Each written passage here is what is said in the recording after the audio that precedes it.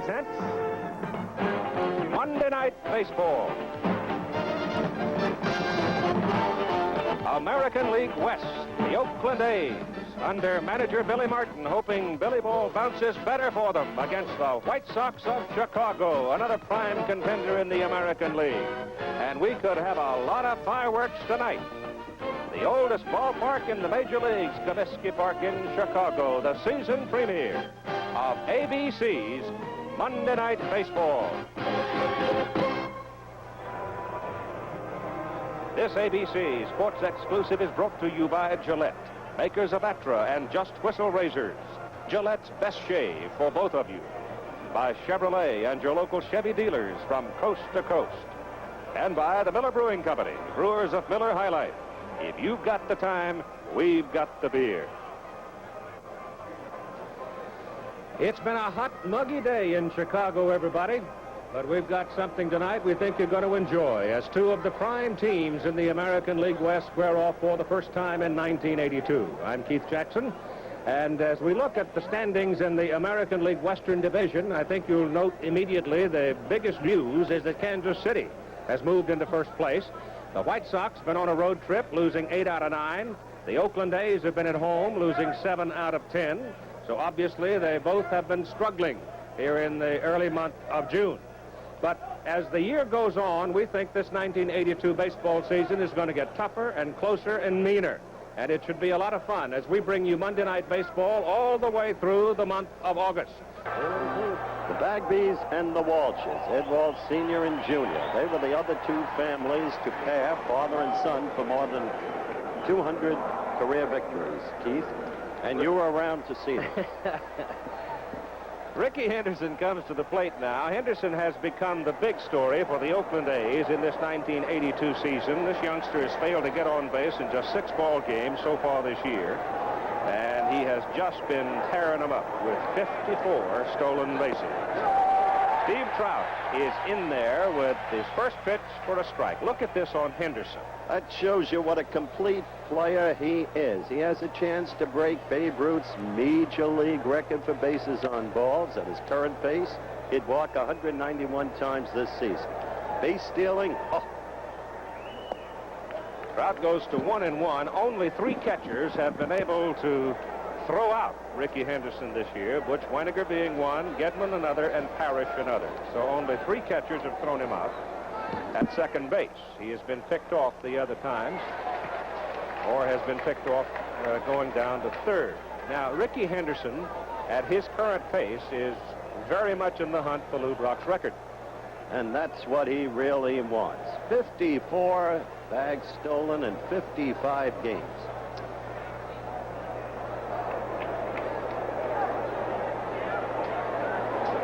The count is 1 ball and 2 strikes as Steve Trout delivers, and he shoots it to the right side, bounces off for Shorrock. Second baseman Bernazard throws it behind the pitcher trying to cover at first base, and Henderson is long since down the right field line and aboard at first base. And we have just been joined by Bob Uecker in the booth. Superb poise in your interview with Billy, Bob. Henderson, with his speed, puts so much pressure on the people trying to make the defensive play into the infield. Boy, he really does, Keith. He's just unbelievable. You know, if you can pitch to him, make him hit the ball, normally you're all right. There's an errant play by the White Sox, who have been having trouble. I just got a chance to watch the Oakland A's in a 3-game series against Milwaukee. Henderson went 1 for 12 in that series, Keith, but he walked 5 times and stole 5 bases. Well, your people, the Milwaukee Brewers, just pummeled them. Yeah, I kind of disagreed with Billy on the pitching staff situation about not having tired arms, because they certainly looked tired in that last series. Here is a man who has been hurt for the Oakland A's, but who is back now, healthy, and he, as much as Henderson, is a key to the success of this ball club. Dwayne Murphy. Keith, you know what I find so interesting about Murphy? The fact that he hits in the number 2 spot. He's a young hitter, but he has to take so many pitches with Henderson on base. Many times he finds himself nothing in 2, getting only 1 pitch to hit, 1 chance to hit a pitch. It goes in the books as a base hit for Henderson, the ball carrying off the leg of Tom Paciorek, the first baseman. And it's strike 1 to Murphy from Steve Trout. They play on good old Mother Earth here at Comiskey Park in Chicago. That makes some difference when you're running the bases. They've done a great job with this ballpark. Boy, they have really made some outstanding improvements here.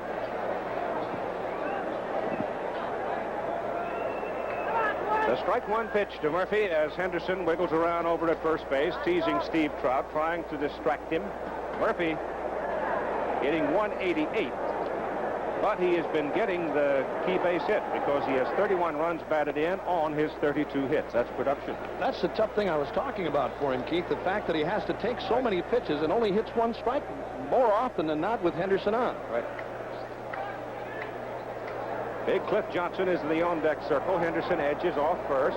He is not going. The ball is hit off the pitcher's glove. Sure, second baseman going the other way. Retreats in time to make the play. That's a good play by Tony out of second base. He had almost, in making his move to cover at second base, had taken himself out of position. But he recovered well. Henderson moves up to second base. One more look at that last pitch hit by Murphy, back up the middle, but deflected by Trout and Bernazard with a nice play on the other end to retire Murphy at first, with Henderson winding up at second.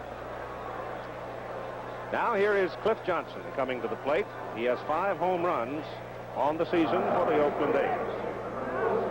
This was a man who particularly came over to me earlier and said, please express not only my sympathies, but every last one of us on the Oakland A's, and I'm sure the White Sox too, over the tragic, untimely death of a great general, umpire Lou DeMuro, struck down by an automobile and killed today, right near his hotel, walking near it, and of course leaves a wife and 5 children.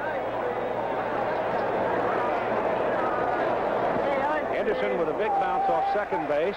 He has been successful 16 times and 19 tries going to third. Of course, Johnson standing up there, a right-handed hitter. He's big as the side of a house, and it forces Pudge Fisk to look around for a place to throw the ball. You know, you have a guy like Henderson hitting in front of you, you're going to get so many fastballs to hit. The number 2 guy, the number 3 guy. Although with Johnson, more often than not, they try to throw him off speed stuff, down low and inside anyway. But Henderson, you know, when I watch him at second, Keith, I sometimes think he bothers a hitter when he starts jumping around out there. He gets a tremendous lead, and he's got great acceleration that first step. Yeah, the hitter doesn't know whether he's going or not. Does he have to protect, or can he take, or what? Especially a man who runs on his own, and apparently Henderson does run some on his own. Now, Cliff Johnson is having a problem now with the home plate umpire, Nick Brimmigan, as to where he can stand in the box. There he is. He's more often than not, this guy is out of the box. He might stand out in. right there. He is. You've got it. The white line, the reason for the white line is to touch part of it. Now Johnson will come up and get... Here comes... I figured this would happen sooner or later with Johnson because every team complains about him, and Billy, of course, gets upset too.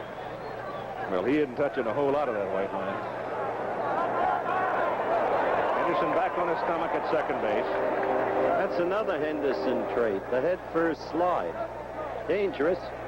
Risk injury that way. A lot of clubs don't like you to do it, Howard, because of the fact you may injure the shoulder, upper arm area.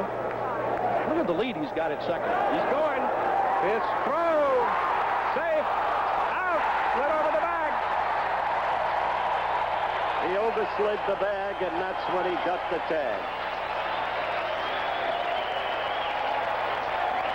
Here it is again, the great jump by Henderson, the throw by Fisk right on target.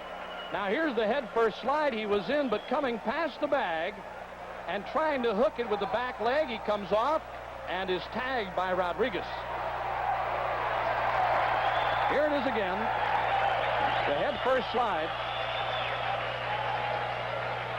Across the bag he came, and Rodriguez made the tag. Of all the parts in a human body, though, the hands may be the most fragile, and you see the enormous impact of that left hand as it hits the bag with the spikes there. It's so easy to get yourself hurt. Exactly. Ground ball to the shortstop by Johnson. Throw by Allman across in time. And the side's retired. So Ricky Henderson does get on, does provide some excitement for the crowd here in Chicago. After a half inning of play, we have no score. I've been comparing the exciting new in television space game Star Strike with one of the most popular Atari games, Asteroid. Star Strike has moving images that make the game appear three-dimensional. Asteroids doesn't. And Star Strike features our most exciting visual effect, the total destruction of a planet. This is what the other game offers, which is why, after Star Strike, Asteroids left me rather flat.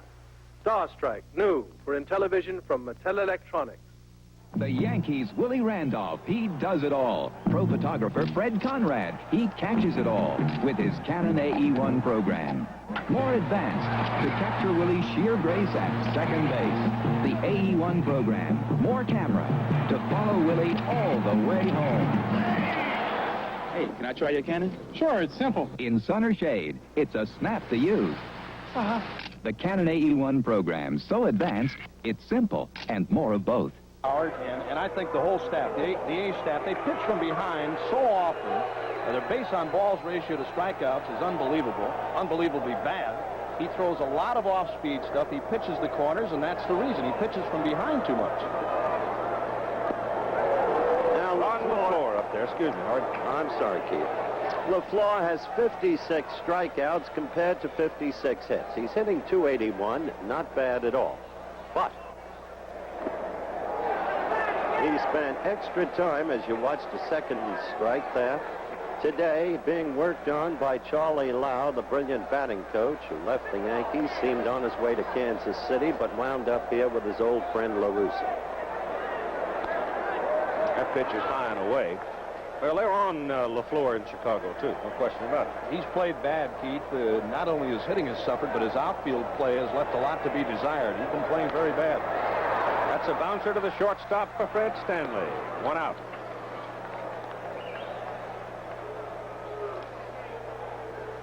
Fred the Chicken Stanley, one of the nice young men in this game, getting the call at shortstop for Billy Martin's Oakland A's tonight. To make the point on Rick Langford, he has been touched for 8 home runs in his last 4 starts. Of course, that bunch of bombers from Milwaukee really did a tap dance on Oakland He didn't pitching. get a chance to work in that series, Keith. A few others did, but he missed it. Yeah. Milwaukee, of course, suddenly hot under what was called the interim managership of Harvey Keene.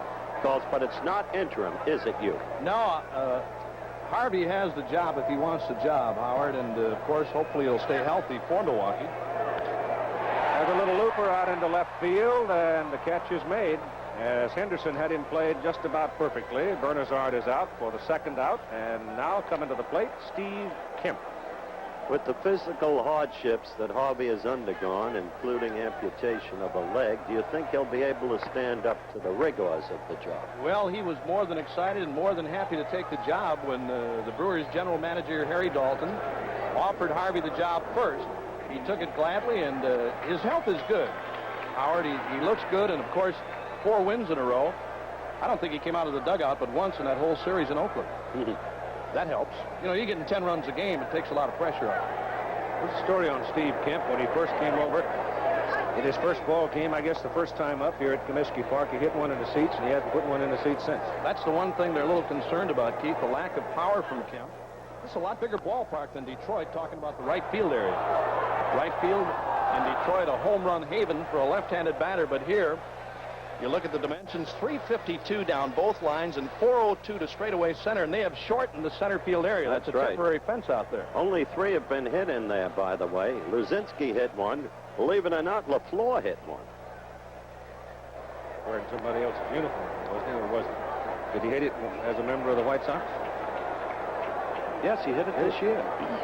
According to Eddie Einhorn, That's a reach and a half out there. That ball is hit deep by Kemp, going deep to center, going back to the wall, and making the catch is Dwayne Murphy. He got up in the wind, and it seemed to hang for a moment, and Murph went and got it. So he rode it a long way, but the White Sox are turned away. No score after 1. Back after a word from our local stations and a message on behalf of Major League Baseball.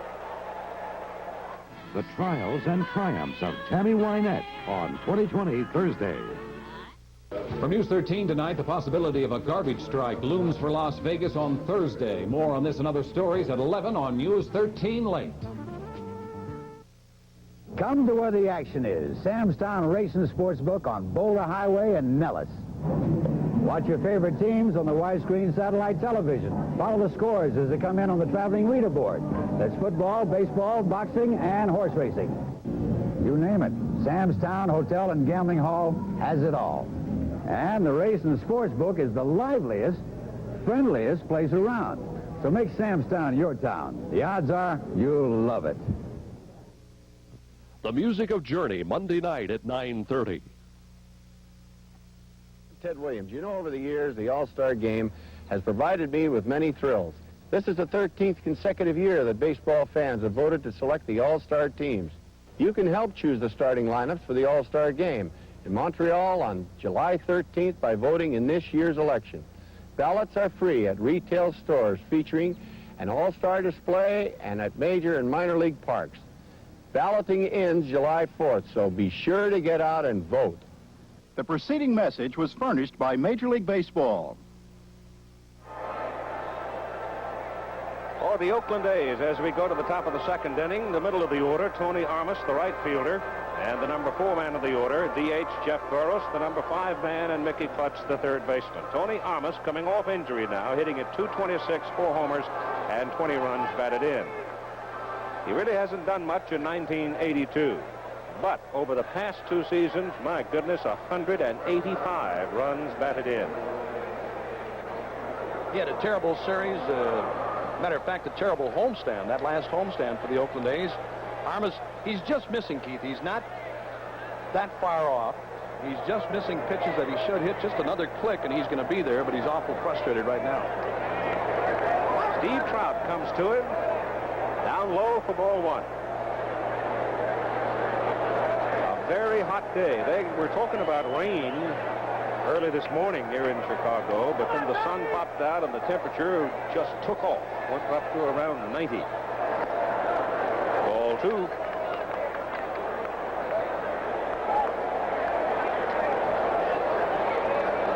The story on Trout's history against the Oakland A's.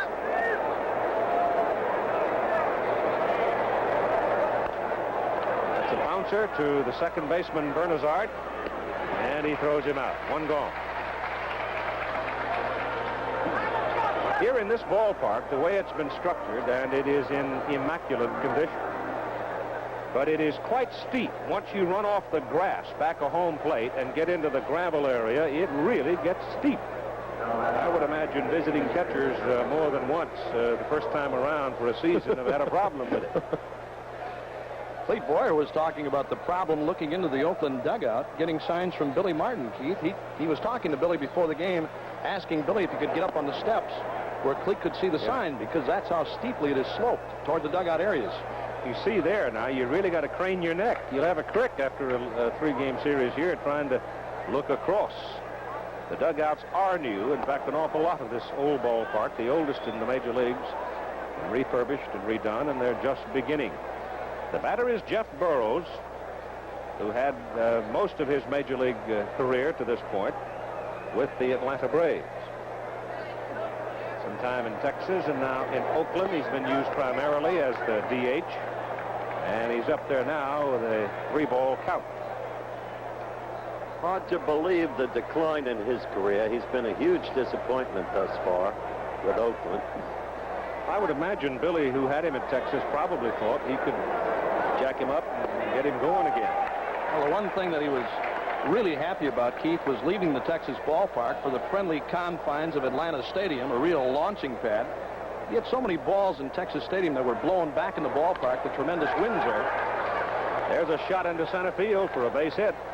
But he just didn't produce the numbers in Atlanta, or since he left Texas, that he had there.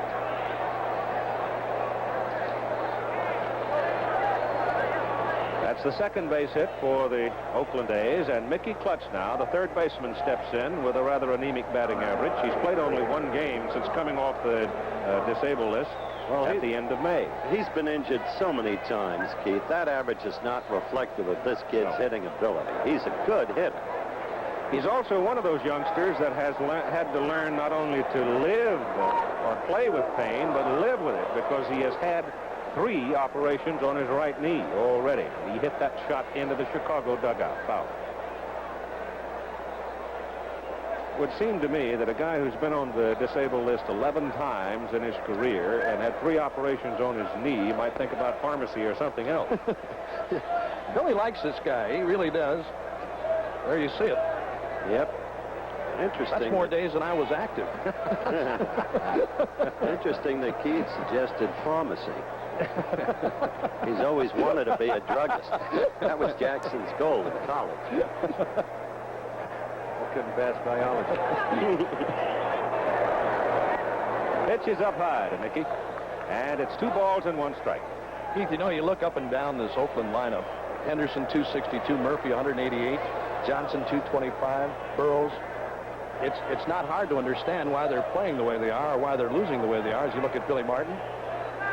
They just can't put a lineup together that stays healthy enough and will hit consistently. That's the poorest team average, I guess, in the league, isn't it? Right now. Yeah, but you touched on a nerve center when you spoke briefly with Billy before the game. The fact that they're only 6.5 games That's out. a very key point. You betcha. Long way to go. The pitch is low, blocked by Fisk at the plate. All he talked about last night, Howard, was opening this series in Chicago and then going on to Toronto and coming back home with a good road trip. 1 out, 1 on, and a 3-1 count on the batter. And Trout now puffing and puffing, looking in to get his sign.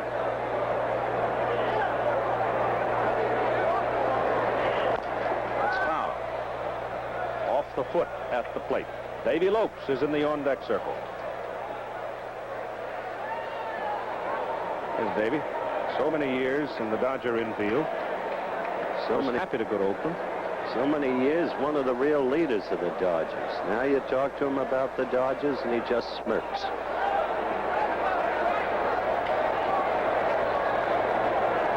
Runner goes. Pitch is rolled down the third base line, but it's after it caromed off his foot. So Mickey Klutz now has banged 2 of them off his puppy.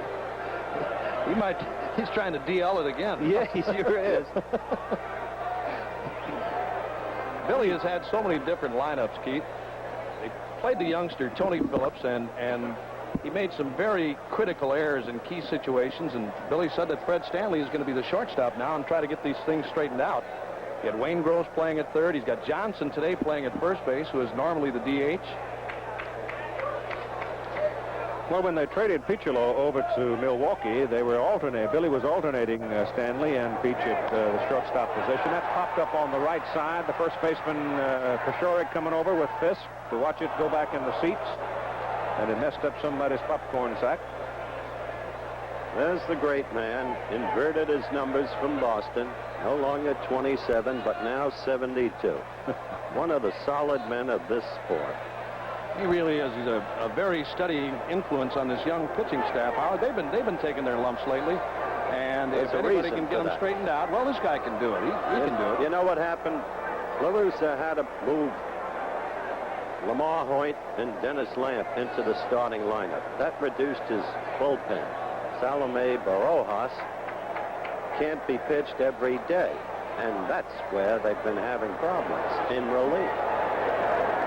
3-2 pitch to Klutz. He swings it, sends a high fly ball to center. And LaFleur going back, makes the catch way out there on the track at about 397 feet. Told you that kid could put wood on the ball. He's a good hitter. Boros hangs on at first base, 2 down, and here comes Davy Lopes. And LaFleur that time, if you wonder why people are sort of hooting at him a little bit here in the Chicago area, in the first place, he turned to his right, made his run back, and then wound up having to make a complete circle in order to catch the ball. He made the catch a lot tougher than it really was. If he gets back and he set sail for the ball right away, he gets back very easily and turns and makes the catch. Or had turned the other way at the beginning. Easy up here, though. Pitch to Lopes is hit in the air to left. Steve Kemp is out there and makes the catch. And once again, an Oakland base runner is wasted. So we march along. Middle of the second inning with no score at Comiskey Park in Chicago. 17 hours. That's how long it took us to paint this house with a brush. Then we painted it in just 6.5 hours with a Wagner power painter. This wicker chair took over an hour, but less than 5 minutes with a Wagner power painter. A shutter that took 20 minutes, a power painter finished in only 3. It's a tool so versatile, it has a flexible spray tip and a way to draw paint right from a can. A Wagner power painter. It's the right tool for painting. If you want to go on vacation. What now? And your car doesn't. We install it at Sears. Sears Vacation and Travel Sale is on. Sears 48 battery is $39.99 with trade-in. Save $20. Heavy-duty RT shocks only $9.99. Warranty for as long as you own your car. Save 25% on SuperGuard 25 belted tires. At Sears Vacation and Travel Sale, there are even more good deals. And with each one, we install confidence. You can count on Sears. The Sears National Sporting Goods Sale is happening now. Save on a variety of items, many are best sellers, like our best-selling 10-speed racer and touring bikes at a swift $30 savings. Or our most popular 8x10-foot family-size tent, save $40. And this full-size sleeping bag, now half price. And save $20 on Sears chromed weight bench and 177-pound weight set. The Sears National Sporting Goods Sale, another great event that shows you can count on Sears. Some hopeful folks out in left field asking for a souvenir or two to be out there. Remember all those days in the minors, Uke, when you used to go to the various ballparks, and if you hit a particular spot in a sign, you'd get a free diamond ring. Once in a while, you'd had a sign, you'd get a free lunch at Hiram's Diner or something like that. Set of tires, yeah, all kinds of stuff. Suit of Matter of clothes. fact, there used to be a sign in the old Memphis ballpark. The old Memphis ballpark, Howard, had a $10,000 sign. Had a $10,000 sign up above a laundry. That's the bull ring out there. The bull ring. Deposit baseball here. And the bull can do it. Another guy Charlie Lau is working with, an established slugger. But now, refining his hitting. He's changed his stance a little bit, Howard. He tries to take pitches to right field now, which, of course, is a Charlie Lau influence. But there are other clubs that love to see him hit to the opposite field rather than jerk one in the seat someplace. Well, during the course of the game, we might be able to hear him explain exactly what Charlie Lau has done. That's fouled away, and he's behind 0-2. Pashorik is on deck to be followed by Baines. For the White Sox, bottom of the second inning and no score in the ball game. Really a very decent man, Lazinski. Very generous man. Spends $20,000 for tickets to send kids to a game. He did that for 4 years, one with Philadelphia. Quality guy. 1-2.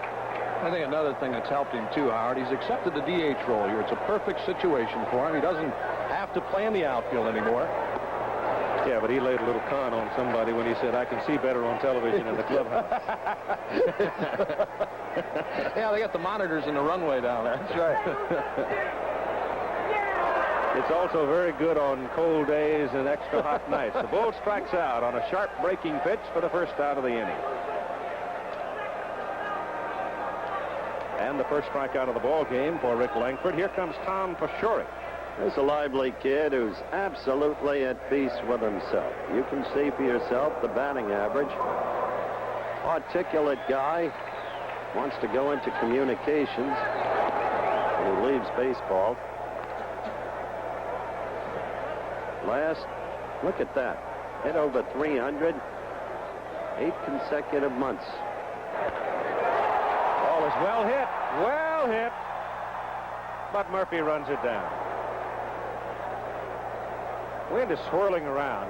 One set of flags is blowing one way, the other set of flags blowing the other way. It's really hard to read it. It is. It's kind of tough in this ballpark, Keith, to play because you said the winds do swirl.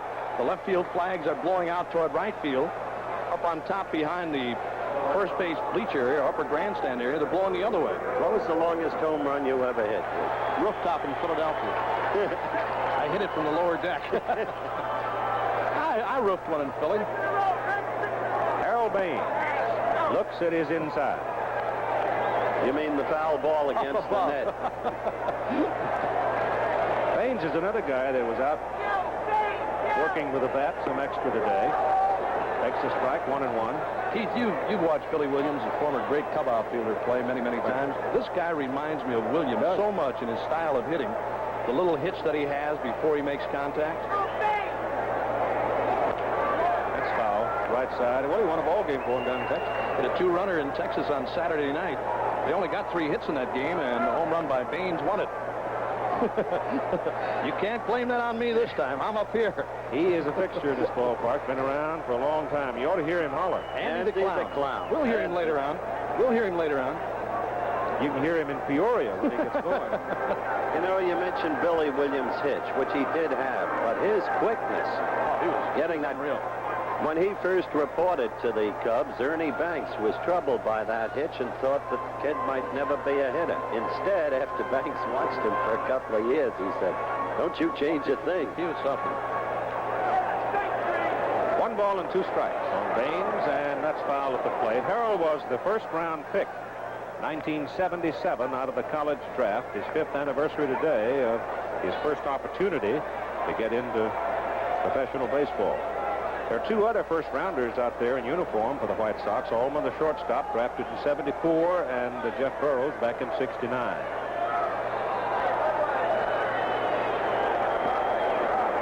Slow and bounces away. 2 balls and 2 strikes. Of course, the College World Series is going on right now down in Omaha. And an awful lot of talent on display down there. The White Sox, however, today drafted a youngster out of Orlando, Florida. That pitch is high and tight. A catcher named Karkovice, 18 years of age, big youngster at 6'2", 210. He was a high school player, Keith? Was he a high school player? High school player out of Orlando, Florida. Fudge Fisk, the man waiting on deck, with 2 out. Baines up there now, full count, 3-2. Langford comes to him, and it's shot down the right field line, heading for the corner. It's in there. It should be extra bases. Baines going to second. Here comes the throw. He's in there.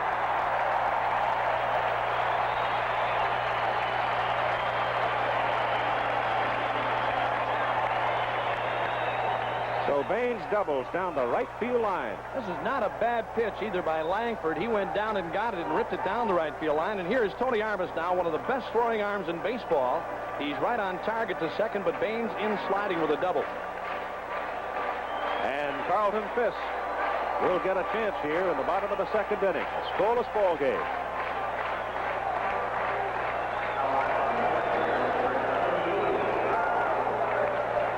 Fudge, having a slow start, 1982, says this is the worst problem he's had with the bat in his major league career.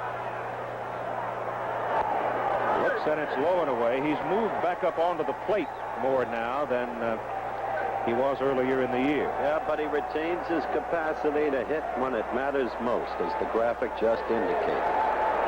344. Runners in scoring position, 2 outs. Situation we have. Ball is hit toward right center with Armas coming over and making the catch for the 3rd out. So the Chicago White Sox get a base runner, but can't do anything with it. And after 2, we're scoreless at Comiskey Park. If you had a favorite airplane, this one's going to take its place. United 767. Up to 35% more fuel efficient. With a new wing that lifts the plane to cruising altitude more quickly. A new engine, more powerful, yet quieter, inside the plane and out. In the cockpit, computerized instrumentation that shows the pilot more information than ever, including the smoothest, fastest flight line home. United helped design this 767 with wider seats along twin aisles, 88% of them on an aisle or by window, and overhead, 50% more room for your carry-ons. If you had a favorite airplane, this one's going to take its place. United 767 this fall. Steve Trout getting ready to start the 3rd inning. A pitcher who apparently has everything. Here's Carlton Fisk on Steve Trout. Well, Howard, he's a man that has every pitch that a hitter can't hit. He has a good running fastball. He has a good slider, a good curveball, an excellent changeup.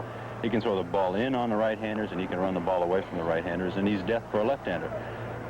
But at times out there, he doesn't seem to be in control of what he's doing, in only that maybe that his concentration is diluted, at least undefined at times in the game where it should be at its sharpest. So if he could ever harness his mental capabilities, which he's not a dumb person, he's a pretty intelligent young man, and if he could ever combine the mental part of the game along with his physical part of the game, the man would be unbeatable. Pudge reflecting the capacity for gentility. He's not in your sports journalism class, is he? Howard? Yeah. He may come. Jeff Newman, the catcher, number 8 man in the order. Fred Stanley, the shortstop, and Ricky Henderson. The 3 scheduled hitters for the Oakland A's. Top of the 3rd inning, no score from Chicago. Newman at 273 on the season has been a reasonably consistent performer. Keith, I want to bring up a point that Fisk was talking about with the running fastball from Trout. From the center field angle, you'll get a good shot of it. That's it right there. They'll run away from a right-handed batter. Now, Carlton Fisk is a catcher that demands that this pitching staff work inside. Work inside. 2 strikes on Newman. Shoots it up the middle, base hit. The pitch was right up the middle, too. Right up the middle. He wanted it inside. You look at it one more time. 2 strikes on a slider. Fisk wanted the fastball. Trout threw a slider, and he threw it right upstairs. A bad pitch for him, and not inside. But throughout this game, you'll watch Fisk work inside more often, I think, than any other catcher in the American League. Did you see that quote from Bob Gibson, the pitching coach of the Atlanta Braves? The funniest line I've heard this whole season so far, and everybody's always wondering what they talk about when they go out to the mound. And Gibson says, Fred Stanley up there, Gibson said, if there weren't 15,000 people watching, I'd whop you upside the head. Pitch. He's in there for a strike. Pitching coaches, I don't care, pitching coach, manager, anybody hates to see a 2-strike pitch hit, and especially a breaking ball. You know, if you're going to throw the breaking ball, get it down and in or around the knees, back him away. But he just made a mistake, and I think another point that Fisk talked about lack of concentration at times. Goes to first now with Newman over there. You saw Stanley attempting the bunt. At least he had slid up the bat handle and put it in bunting order, taking the pitch for a strike. So let's see what Billy has in mind right here. Swings away, loops it out into left center field. Going to drop in there for a base hit. Newman takes a turn. He's going to third. Stanley takes a big turn at first, slips and falls, and gets back safely.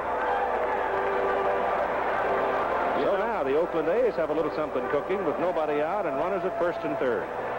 People laugh at Chicken Stanley as a hitter, but Billy Martin has always had great faith in Stanley. They've been so shaky at shortstop, Howard, with Tony Phillips, and Stanley, of course, a studying force, a veteran player. He's been there many times. He's a stabilizer. That base hit extended his hitting streak to 5 games, but that's over a 3-week period. Well, you saw the number come up a while ago when he was at the plate. 5 hits and 10 trips, now 6 out of 11. Billy ball. Everybody likes to talk about it. It means a lot of things. Fundamentally, it means playing sound baseball, which Oakland's not been doing. But with Henderson up there now, the top of the order, he takes the pitch on the inside corner for a strike. But to further define Billy ball for you, there's a degree of unpredictability practiced by Billy Martin, including such things as suicide squeezes. He's used it 8 times this year. Twice base runners have stolen home. There have been 6 times in which they've been successful in double steal. I saw him bunt Doug DeCinces out of Baltimore. That's right. Henderson looks low, 1-1. That was the game where they had the infield playing up around that little circle in front of home plate. It was the greatest bunt attack I've ever seen. 7 times that game. All safely. That's right. Since they had a bad back, Martin knew it. He couldn't bend for the ball. Well, I tell you, Doug's been playing some great third base with the He California. certainly has. Nice to see him come back. Henderson lifts the front foot completely off the ground when he steps into the pitch. See it come way up. He hits it sharp to the third. Play to home, and they've got Newman hung up. Rodriguez runs him down.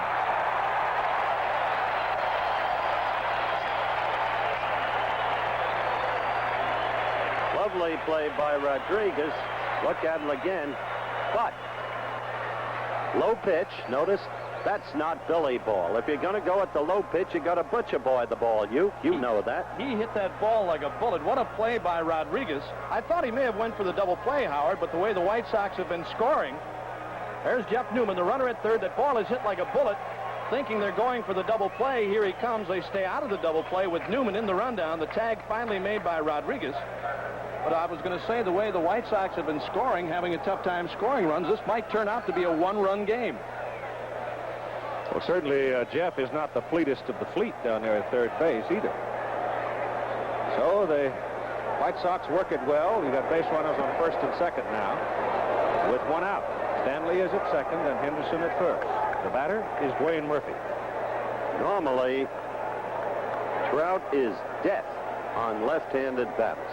Murphy being the only one in the Oakland lineup tonight. Murphy wearing a patch over a bruise on his forehead. Low and away. 2 balls and no strikes to Murphy.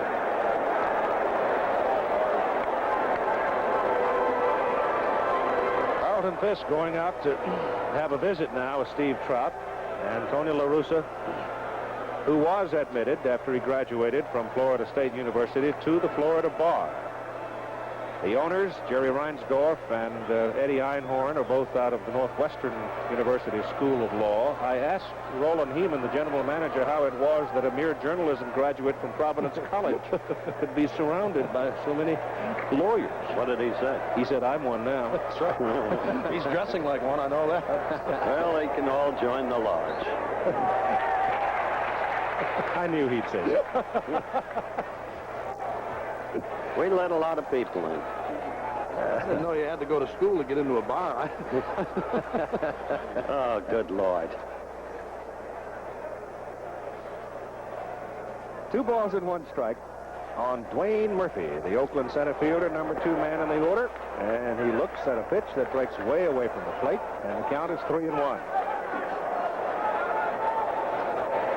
All the outfielders are well back, but sort of bunched up. Murphy can get it down either line. He can run a while.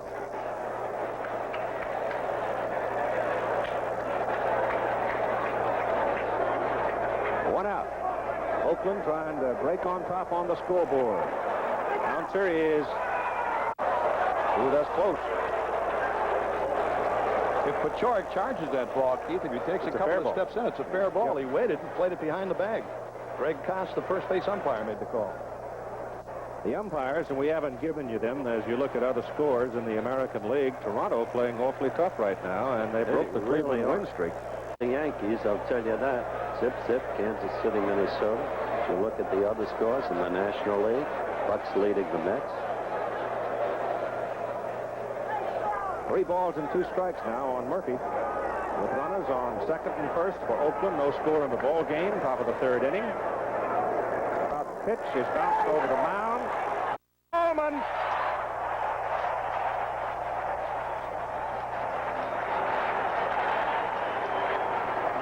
That ball was within an inch of going into center field and producing possibly 2 runs, certainly 1. But as it happened, Fred Stanley had to stop at 3rd, and Henderson's over at 2nd. A little tapper right back over the mound, and this is a fine play by Allman. From behind the bag at second, that extra little hop, he made the play and threw out Dwayne Murphy. You know, Keith, they talk about Bill Allman not being able to make the routine plays many times, but he makes the plays that normally you shouldn't make, he makes them. 2 out now and 2 on, and the batter is Cliff Johnson. Stanley with a big bluff down at 3rd. Trout steps off the mound. A note on that Toronto's 7-2 win over Cleveland. Willie Upshaw hit 2 homers tonight.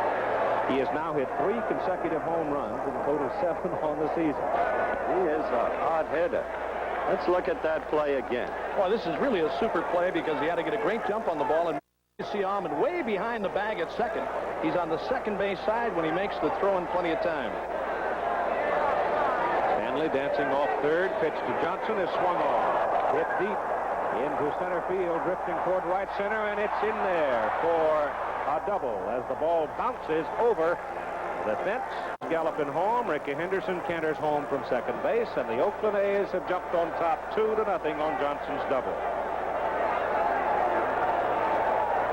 It's a fastball down and away from Trout and from Johnson. There it is right there. He went down and got it and banged it to the gap in right center field. A long run for LaFleur. He just can't catch up to it. The ground rule double bouncing into the Oakland bullpen. Johnson, a huge man with awesome power when he gets his pitch. Armas is now at the plate. Rolled out to the second baseman his first time with 2 out.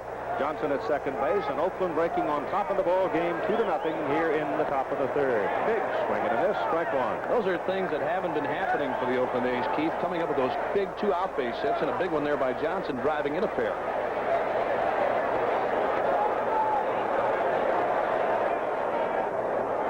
The ball bounced in front of that center field wall, about 6 feet in front of it. But LaFleur and Baines just could not get to it, and that's hitting almost the same place. But this time there's room for Harold Baines for the 3rd out of the inning. But the Oakland A's get 2 runners across the plate, and after 2.5 innings of play, they lead 2-0. Rodriguez, Allman, LaFleur coming for Chicago. Guess who just blew away Ford's late entry small truck and payload? Chevy S10. Both have equal maximum payload ratings, but S10's doesn't change when you add options. Ford's payload rating does change. Their optional engine cuts off 21 pounds. Air conditioning, 78. Automatic transmission, power steering, and rear bumper bring Ford's payload way down. The same options have no effect on Chevy S10. There's never been a truck like it before.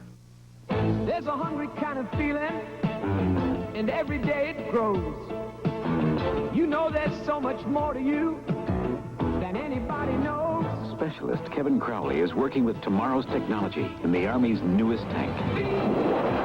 All that you can be. The laser determines target range and feeds it to the computer. All that you can be. It's just incredible. 'Cause we need you in the Army. I've pushed a lot of ships around this harbor. I haven't lost one yet. When you finally get them on their own, that's when you realize how thirsty you are and how good a cold beer is going to taste. That's it, guys. It's Miller time. Miller time. Time for America's quality beer. Home again. Miller High Life. If you've got the time, Miller's got the beer. Coming up Saturday on ABC's Wide World of Sports, the WBA World Light Heavyweight Champion Michael Spinks defends against number 2 ranked Jerry Celestine out of New Orleans. That fight in Atlantic City. Howard will be out in Las Vegas for the post-fight report on the Holmes-Cooney fracas. And all of that will follow the Pro Bowlers Spring Tour coming out of Portland, Oregon. And the bowling is on the air at 3:30 Eastern Time. Where are you going to be? I've seen so much. I want to say this. I have seen so much boxing the last 3 months. I'm getting scar tissue from watching. Don't tell me your troubles.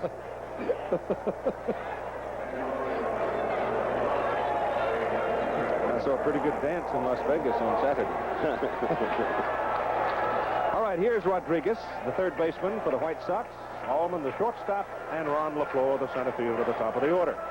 Oakland out on top, 2-0. We're at bat with the White Sox now in the bottom of the 3rd. And Rodriguez takes a look. Strike 1. Conversation involving Darrell Evans, 3rd baseman of the San Francisco Giants. There are several people that like to get a hold of him. The story was the Cubs would like to have him. The White Sox indicate they might like to have him. The Oakland A's say we'll take him too. But he's still wearing a Giants uniform as of tonight. Talking about Roland Heeman earlier, Keith, the White Sox were talking about the asking price for Darrell Evans being much too high to suit their fancy. Veteran 3rd baseman. What is Evans, 34 years old? I believe he's 34. Yeah. Got that? That's so young. It is, isn't it? Bills have tied the Cubs 5-5 in the 7th. Rodriguez is gone as Langford nails him. And so Rick Langford now is sailing along. He's given the White Sox only one hit so far in the ball game. Keith, I talked at the top of the telecast about the fact that Langford has trouble at times pitching from behind. He's given up 14 home runs, but tonight he is working well, pitching from in front. He's not a hard thrower. He's got a good sinking fastball, slider. That ball is well hit by Allman to left. It's going to go to the wall, bounces off the facade, and Allman stands at second base with a double. Every time you open your mouth, you. High fastball, right? More often than not. Allman came off that road trip at 2 hits and 25 trips. Yeah, he's been having a tough time. That ball's right down the middle, up around the letters. A nothing fastball. He jumped on it and hit it for a double. But what I was going to say about Langford, he's got a sinking fastball, slider. He throws a lot of off-speed stuff when he pitches from behind and has been accused at times of loading him up. And with the center field shot, I think before tonight's game is over, we'll get a shot at 1 or 2. All right, Coach, whatever you say. LaFleur now up there, the top of the order, rolled out to the shortstop, first time up. Hits it, foul, upstairs, out of play. You know, Keith, when we first saw Allman with San Diego, I didn't think he could fungo hit a ball that far. I mean it. He's just been amazing as a member of the Sox. Strike year, he hit 301. Well, his whole game has improved. His fielding is much improved. An element of confidence came to play, too, I think, when the trade was made, and he suddenly realized, here's a ball club that really wants me. They play at second base, nothing there. And being able to get his batting average up around 300 for a season has given him confidence. Plus, he probably got to a point in his career where there was either put up or forget it. And I'm sure that nobody wants to languish and wait too long. That ball is drifting up into the crowd, and the catch is made. The runner tags and goes to third. How about that? Tony Armas went right up in the crowd to make the catch. Those must not be White Sox fans out there. Here's Armas against that lower box seat railing down there, reaching in and making the catch from the bat of LaFleur. Watch this throw now by Armas. This is right on line to third. There's Allman in plenty of time, but again, throws like that really don't impress. What if he throws the ball away? There's nobody backing up the play. Right. The run is in. Right. I mean, the guy is going to third anyway. Why not throw it to the cutoff man and forget about it? That's not. Okay. Bernazard up there with 2 out, second baseman. Hit a fly ball to left field, first time. Allman over at third, having advanced after the catch by Armas.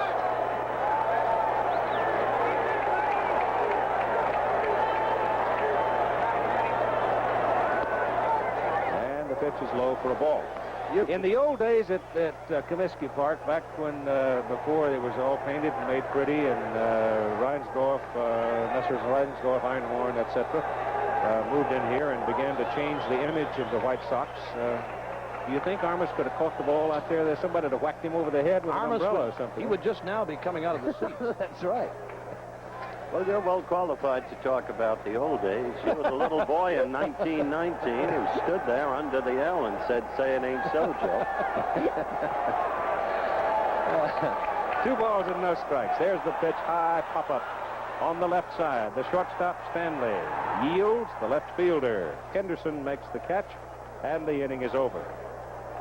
So the White Sox get a man as far as third, but can't bring him home. It's 2-0 Oakland after 3 innings. Say, Mike.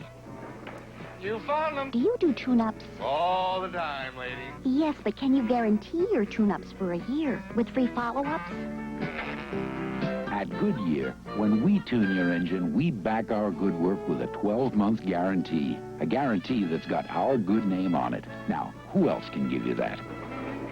A year guarantee on a tune-up? For auto service that's guaranteed, come up to Goodyear. I'll tell you, we never realized golf was such a tough game. Hey, it's a lot easier hitting a quarterback than a little white ball. So Us Linksters drink light beer from Miller. Not just because light tastes great, but because it's got a third less calories than a regular beer. And it's less filling. And you can't afford to get filled up when you're out there trying to get birdies. Yeah, those things move awfully fast. Light beer from Miller. Everything you always wanted in a beer, and less. Mr. Kofa? Yes? I'm your Bell System Yellow Pages representative. I'm here to help you. Well, I'm in the book. What more can I say? The Bell System Yellow Pages can do the talking for you. You know, the food is great. Mama does all the cooking. Well, say it. I said it. Say it here in the Yellow Pages, where 4 out of 5 people let their fingers do the walking. Mama, he's here to help us. Really? Give him my apron. Get the Yellow Pages talking. Mama does all the cooking. Let your fingers do the walking. KTNV TV, Las Vegas. Jeff Burrows, Mickey Klutz, Davy Lopes, the scheduled hitters for Oakland as we go to the top of the 4th inning with the A's on top 2-0. First time I ever saw this kid was at Pompano Beach. The then Washington Senators were being managed by Ted Williams. Williams called the group of us over behind the batting cage, and he said, watch this kid. He's going to be a great hitter.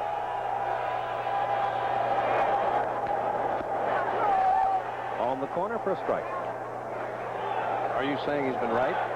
No, but for a time he appeared to be right. Certainly. A lot of power. Plenty of power at Texas.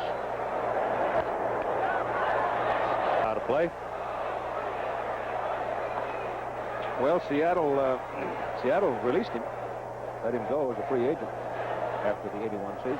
You'd think in the I Kingdom thought he would hit a lot of home runs there, yeah.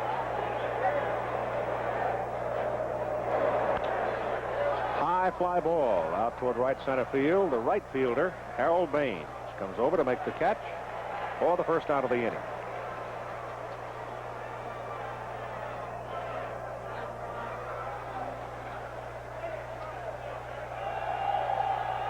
What man here tonight hit .392 with 174 ribbies for Phoenix in his first full season in organized baseball? Not Bob Uecker. That was my guess. No.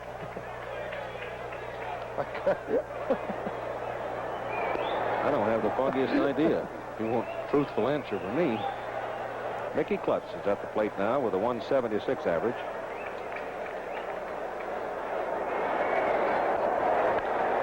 Pops him up on the left side. Be a play on this one. The third baseman, Rodriguez, the shortstop, both there, and they're holding hands.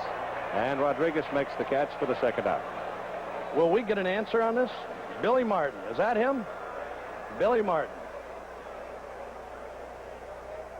1947 at Phoenix. Well, he peeked out early. Was that a Yankee farm? It was a Giant farm for a long, long time.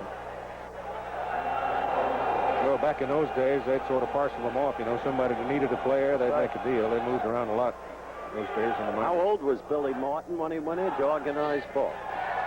17. Fresh in years, couldn't afford to go to college.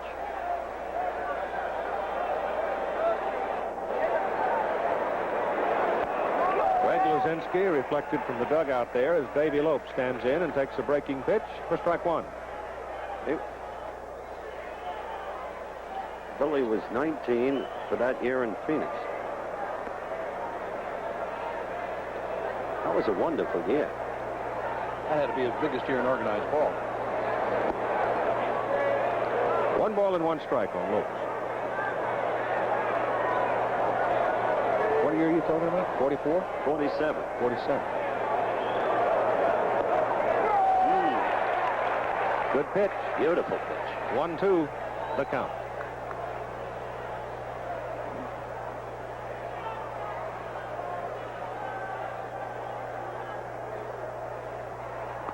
Way outside. The one thing that sticks in my mind forever and a day, baseball in 1947, that was the year that Cookie Lavagetto broke Bill Evans' heart. That was the year that Jackie Robinson came into baseball in the major leagues. Fouled away. Upstairs, and the count is 2-2. Where were you sitting when Henrik watched that ball bound off the concave, convex right field wall of Ebbets? Ebbets Field I was sitting. Downstairs. Pitch. low. There's a young fellow in the Marines. Next week, a couple of ball games of interest for you, the Boston Red Sox and the New York Yankees. And the Red Sox have been a major story for 1982. And the New York Mets, quite a story in 82 as well, at Pittsburgh against the Pirates. That's next week on ABC's presentation of Monday Night Baseball. I suggest that the major, Ralph Houck, has been an amazing story. You know what Yaz says? When I learned that Houck was coming here, I figured how could he communicate with the young players? After all, 62, out of baseball 2 years. Said, heck, he got here. I found out he's younger than I am. Yeah. Sharply hit to the second baseman, Bernazard. Throws him out, and the inning is over. So Trout gets the A's in order in the top of the fourth inning after 3.5 in Chicago. 2-0, Oakland. Is Gillette foamy thick and rich enough to restrain this rushing roller coaster? No. Is foamy thick and rich enough to support this lovely lady? No. Is foamy thick and rich enough to hold up this husky hiker? No. But if you want a clean, close shave, it's more than thick and rich enough. Have you seen the ad for Sony Betamax components? There they are, actual size. Oh, this is quite an ad. And here's a wireless remote control that does just about everything. And the recorder's so light you can take it anywhere to shoot your own movies. I'd love to shoot my own movies. Ah, coupon. I wonder what it says. Ah, Sony's Trinicon color camera and free tape offer. I'm keeping the coupon. The Sony Betamax component system. I'm keeping the whole thing. The Bulls, Lazinski. I mentioned earlier that he had talked about help from Charlie Lau, the batting coach. I talked with him on that very matter. Greg, Tony La Russa made an interesting observation. While you're an established and successful slugger in the big leagues, he said even you have been helped as a hitter by batting coach Charlie Lau. Do you care to amplify? Well, there's no question Charlie's helped me, and I've got into a bad habit, maybe from Philadelphia and coming over here last year, and I used my top hand too much on the baseball bat, and when I complete my swing, instead of leaving go and following high like he likes you to follow high, I was keeping my hand on the bat and thus hitting the ball on the ground weakly. Now that I've taken my hand off the bat at contact, it definitely helped me and helped me drive the ball in the gap and to right field with more power. I wonder if that'd help my golf swing. I think anything would. You're right, it would. Now, he might have helped Euchre, Charlie Lau. You know, you get so many arguments out of different hitters, Keith, about Charlie Lau's style of hitting, of letting go of the bat with one hand. A lot of hitters contend the front hand is the one that drives the ball. A lot of other guys tell you it's the hand down below that drives it. And for Lazinski, well, I guess whoever it works for best, whatever you're trying to do, that's it. I just can't believe that a guy can hit a baseball as far with one hand as he can with two. And watching the Bull over the years drive baseballs to tremendous distances, I'm sure it helps him hitting toward right field or right center. He's trying to take a pitch outside and go that way. Well, here's a young man who hit the ball deep to center his first time up. Steve Kemp swinging from the left side. This time lifts it in the air toward left center, where Dwayne Murphy is kept for out number one. White Sox really in a miserable hitting slump. They collected 9 hits. That's it, 9 in 3 games in Arlington, Texas. So far, they have 1 tonight to double by a home. There's a lot of grumbling around Chicago over the fact that Lazinski is not on the All-Star ballot for 1982. But there's no spot on the ballot for designated hitters. Though there are 3 DHs right now listed among outfielders, those being Richie Zisk, Don Baylor, and Kenny Singleton. And the folks in Chicago figure their man. At least the White Sox partisans feel their man ought to be included. It's going to be interesting to see who Billy Martin takes as extra players, Keith. Yep. He could be picked that way. Yep. Ball is hit to the right side, but Armas is over there and has plenty of room for out number 2. I was just going to say, Keith, if we got a chance to run this one back, that last swing, watch both hands on the bat now. The pitch before, he took one off. There he's making contact with both hands going all the way through. And again, it may be a tough thing for a hitter to do, to adapt a whole new style of hitting. I was going to mention this before with Fisk. We talked about how much trouble he is having to adopt a new style of hitting if that's what Charlie Lau is doing for him. And after all the years that he has hit one way, it's got to be tough to try and do it during the course of the regular season. And so, Mr. Lau is being paid a veritable fortune by the Chicago club to work with hitters. Paciorek hits it sharply at third. Klutz digs it out, throws, gets it. And so Langford cuts down Chicago in order here in the bottom of the fourth inning. And Rick right now sailing along as the Oakland A's lead the Chicago White Sox after 4 by a score of 2-0.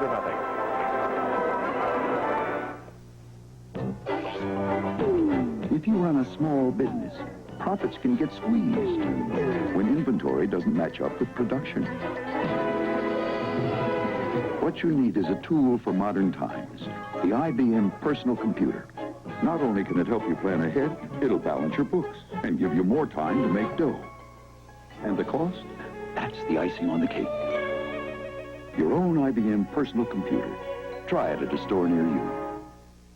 Chevrolet Celebrity. Come drive the bright new shape of Chevrolet. Celebrity. Celebrity. Chevrolet's newest and largest front-wheel drive. A shape so aerodynamic, it requires less than 12 horsepower to cruise at 50 miles per hour. Celebrity. Celebrity. The comforts of a larger car, the precision of front-wheel drive come together. Drive it. Celebrity, the bright new shape of Chevrolet. Tonight, the Martins are watching their whole world go up in flames. A home they may never get back. Allstate update. Home replacement guarantee. The Martins have homeowners insurance, but they don't have Allstate's home replacement guarantee. It's better than inflation protection alone, because it guarantees Allstate will pay to rebuild your home, brick for brick, regardless of cost. Today, you need Allstate's home replacement guarantee. Another reason you're in good hands with Allstate.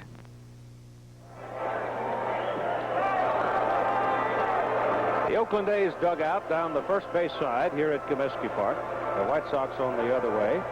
And going out to the mound, left-hander Steve Trout, top of the fifth inning, to face Jeff Newman, Fred Stanley, and Ricky Henderson. And it was this group that resulted in Oakland scoring 2 runs in the top of the third inning. Together with a fellow named Cliff Johnson. Yes. Newman led off. They got him hung up off third, but then Stanley with a single scored. Fielder's choice for Henderson. Both of them scored when Johnson hit a ground rule double that bounced over the center field wall. Ball is hit to the right side. Paciorek knocks it down, goes to the pitcher, and they get it.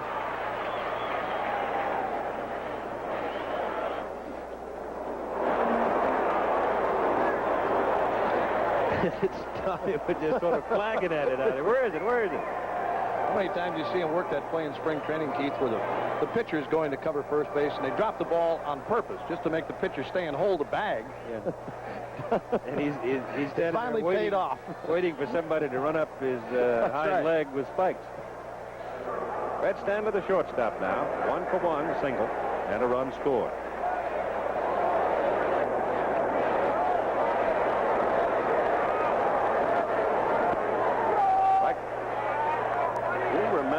When the Yankees acquired Bucky Dent from the Chicago White Sox, Martin wasn't that anxious to get Bucky. That's foul down the left side, out of play. His faith in Stanley was terrific, as it still is. Well, as we said before, he's been around. Billy Martin in the Oakland dugout. Stanley's been a good player. He's never been a great hitter, but he's always been steady in the field. He can turn the double play. He makes the play from the hole at short. That's all Billy's ever asked to be. Inside, make it 1 ball and 2 strikes.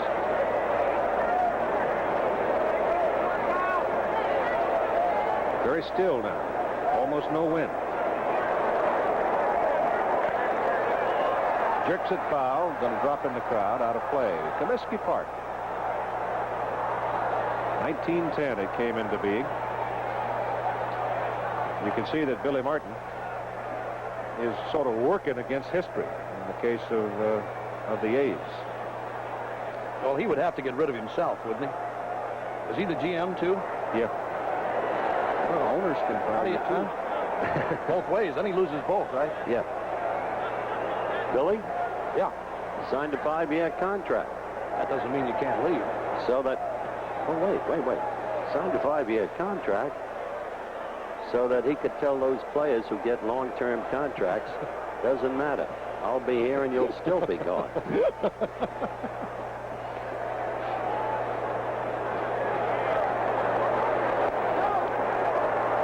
Steve Trout working 2-2 now. Remarkable fella. That night in Phoenix for Ken Boyer was one of the great things I've ever seen. Yep, that was good.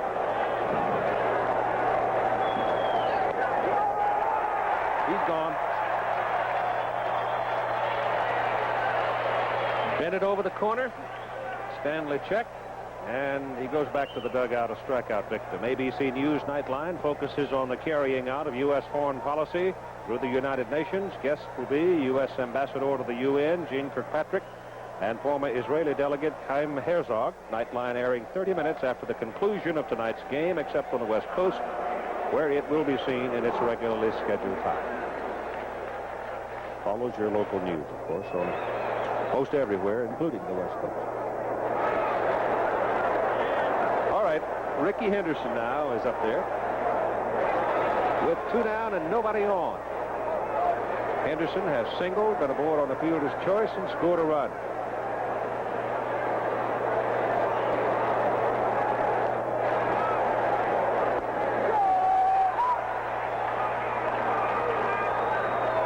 Nick Bremigan back of the plate, calling the balls and strikes. Greg Kosk at first, Steve Palermo, Dave Phillips, the umpires.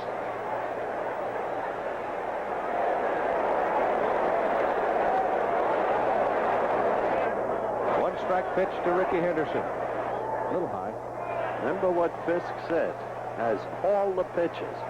Now he seems in better command than he's been all game. The reason? Able to work that outside corner with the curve. Putting it where he wants. Exactly. Breaking ball is hit to right. Baines backs up, makes the catch. And so Trout has retired the Oakland A's in order here in the top of the 5th. At the 4.5. 2-0, Oakland leads. You men. There's only one reason you wear cologne. Only one reason. Women. Hey, that's okay.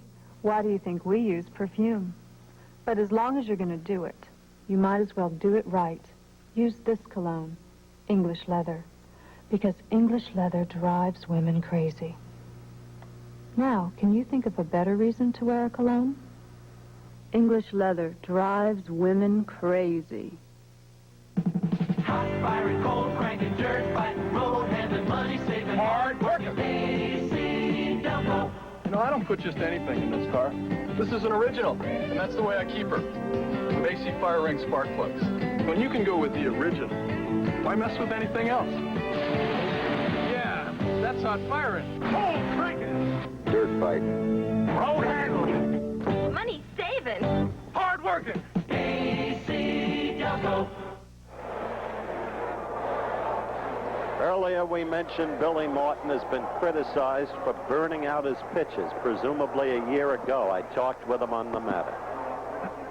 I don't think anybody questions your managerial capabilities. Nobody's established a greater name at managing in the recent years of baseball. With every team you've had, you've won. Now suddenly they say you burned your pitchers out a year ago. What's your rejoinder? Well, they got to say something about me, Howard. They've run out of other things to say about me, so I guess that's a new thing. My pitchers aren't burned out at all. If there is a problem with them right now is that we got rained out in spring training. We didn't get enough innings in. So they're just starting to come around now, and they should be ready by the time the season's halfway done. Well, graphic speaks volumes, doesn't it? So there, Mr. Euchre, there's Billy's answer. Well, again, a couple of days ago, talking about Matt Keogh pitching in a ball game that he got knocked out of in about the 4th inning, he told Billy They were talking about him having a tired arm, but he came back on Sunday and told Billy if Billy needed him for an inning or two on Sunday that he could pitch. I'm just questioning whether you take your starting pitchers and use them in relief 2 or 3 innings and then come back 2 or 3 days later in a starting role. I don't care how young you are and how strong you are, sooner or later it's got to bother you. Harold Baines leads off for the White Sox, bottom of the 5th. It's a high fly ball that drops down the left field line. For strike one, Carlton Fisk will be next up. Third man will be Aurelio Rodriguez. I can go along a little bit with what Billy said, Howard, but again, going back to spring training, the A's had over 100 players or more in spring training. And didn't have a chance to look at and work with a lot of the guys that were going to come with the club for the Major League season. They looked at a lot of their minor league players. Don't forget, he is the general manager, too. It gave him his only opportunity to study the young players. By the way, the Oakland farm teams, every one of them in their respective leagues is in first place. But apparently nobody there to help at this particular point in time. Well, they brought the kid Phillips up. You know, the kid was in AAA. He was hitting .360. That may have been a premature move. I think so. He has a lot of tools. We may not get a chance to see him play tonight, but he's got a lot of tools and certainly got a chance to play in the major leagues. But he played in AA ball a year ago. His first year in AAA, and as you said, hitting .360. But many people think he was rushed a bit to stay in AAA for a full year and get a good year under his belt, and then maybe next year come to the major leagues. Besides, Tacoma's a nice town. That's right. That's right. Establish yourself in Tacoma. Well, he was either going to open a pharmacy there or a hardware store. Yeah, either one he would have succeeded, especially if he'd gone to fight. Baines pulls it sharply, but right to the first baseman Johnson, and you go one out.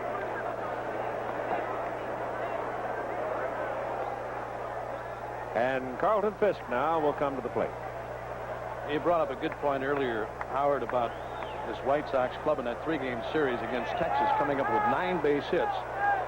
They were beaten 2 of 3, and the game they won was on the 2-run homer by Baines in a game they only got 3 hits in. And it's showing here tonight. A couple of base hits, 2 extra base hits, but have yet to score against Rick Langford.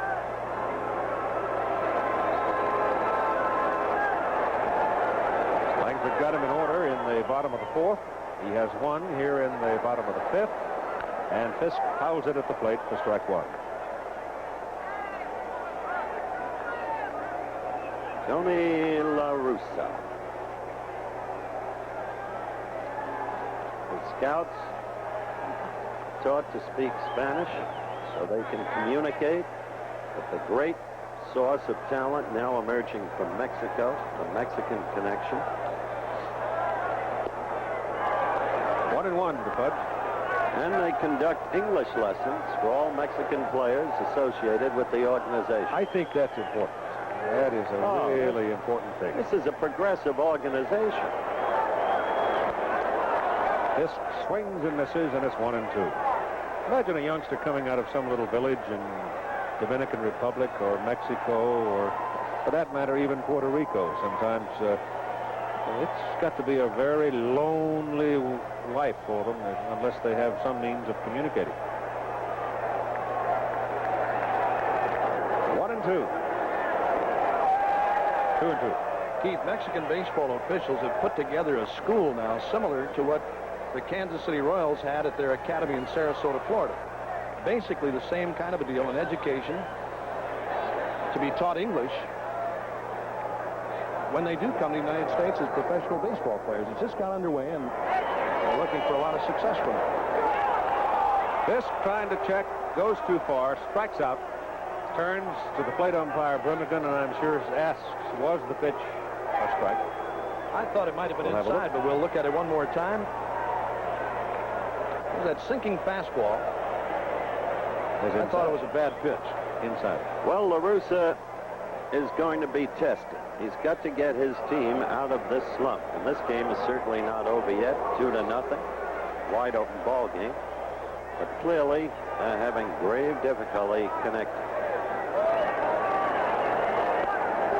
And he will succeed.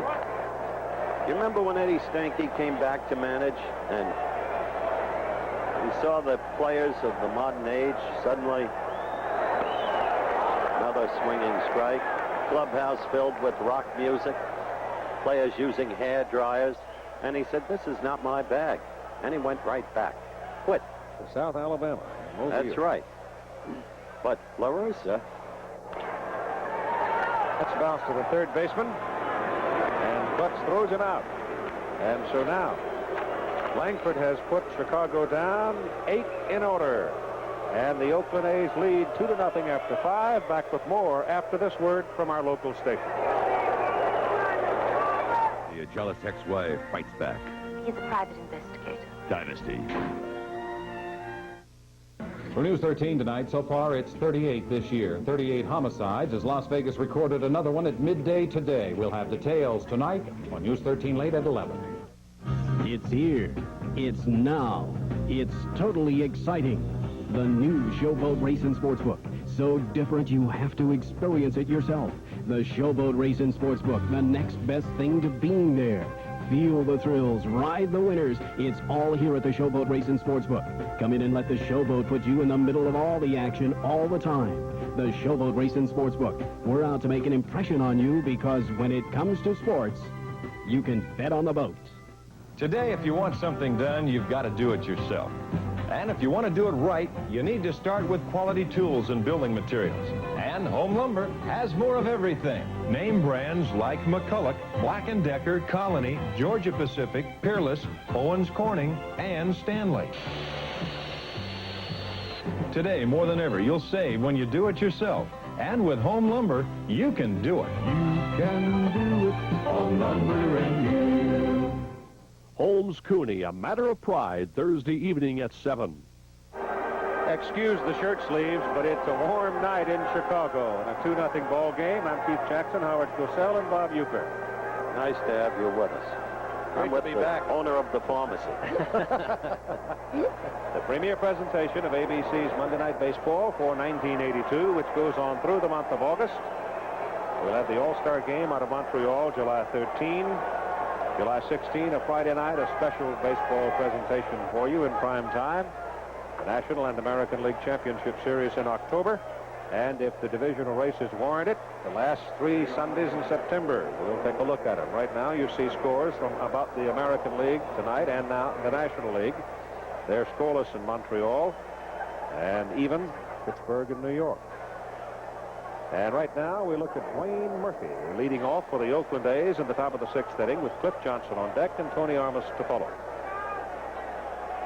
I'll tell you, a manager you know and had in Milwaukee who's a great stabilizer, George Bamber. Yes, he was. He's done a tremendous job with the New York Mets, too, Howard. But they've got some talent over in that ball club now. They've got some guys that can bang the ball out of the ballpark for you. And, of course, George's strong suit has always been pitching, and he'll get them straightened out. He's done a great job over there. Well, I'll tell you, the appearance of the work of Swan lately has been outstanding, and Palaio has done a pretty good job for him as well. He's good, Palaio. Kid from Seton Hall. George is a great confidence builder in pitching staffs, and he loves to get pitchers complete games, and they like to work that way. Every time you get in a little bit of a jam to be taken out of a ball game, and George would rather see him pitch a complete game if they can work out of it themselves. But we were talking about young managers, and just to finish what I was saying on Tony La Russa, he said, heck, I love rock music, and I've used hair dryers, and I understand people my own age, and he will succeed. Well, Steve Trout blows down Wayne Murphy and strikes him out. The U.S. Open comes up here on ABC. There are the times and the dates. Coverage begins on June 17. It'll be played at Pebble Beach on the Pacific Coast. It's the golf course Jack Nicklaus probably enjoys playing as much as any, perhaps even more than any. We've got a lot of young people now. Stadler bowed his neck, didn't he? Oh, Craig is just a great player. One of our former college golf All-Americans. But Jack, they were writing him off when he missed 2 consecutive cuts, you remember? And they changed a little bit. How often is the media been right? Cliff Johnson. Jack has had so much success at Pebble Beach. He's had an enormous amount of, because he's, I guess, he'll be going for his 5th Open.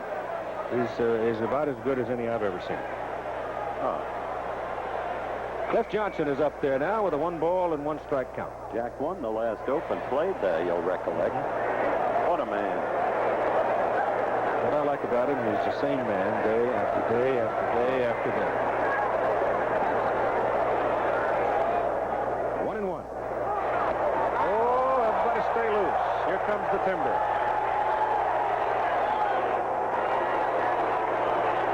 That goes flying well beyond third base.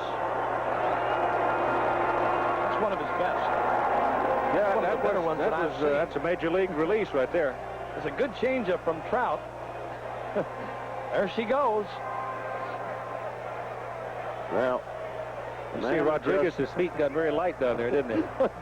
Cleet Boyer? Yeah, that man. Cleet's used to that. But Cleet is something. He really is. He's a great friend. Just a marvelous human being. And the manner in which he's been caring for his brother, Ken. Remember that night in Phoenix? Kenny Boyer, of course, fighting lung cancer. And Billy Martin spearheaded a dinner that raised $103,000 back in March in Phoenix, Arizona. May have been the high point of the season before the season even began.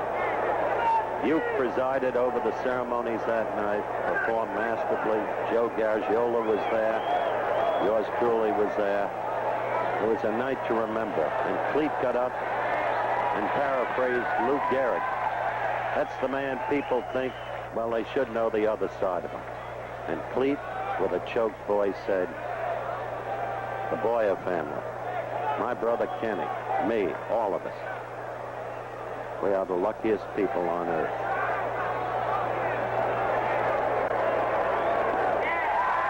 Well, that ball diving from Steve Trout. Johnson went fishing, didn't get it, and he strikes out.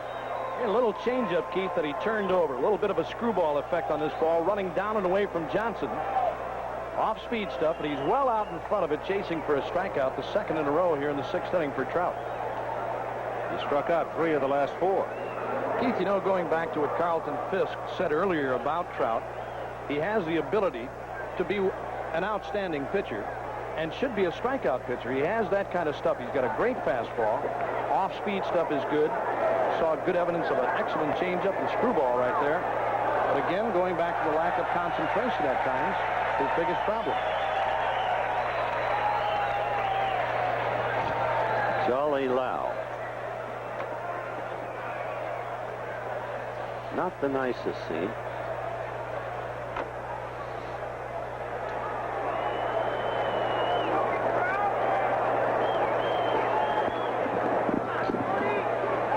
Tony Armas is up there with a 1-ball, 1-strike count on him.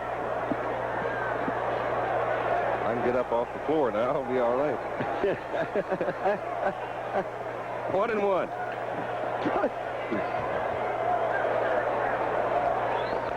Foul ball into the dugout on the White Sox side. Pretty good graphic on Steve Trout. 55 innings without a home run here at Comiskey Park. This is a big ballpark, though. This is a good ballpark to pitch in. That's the point La Russa makes about Kemp. He said, this is not a home run ballpark.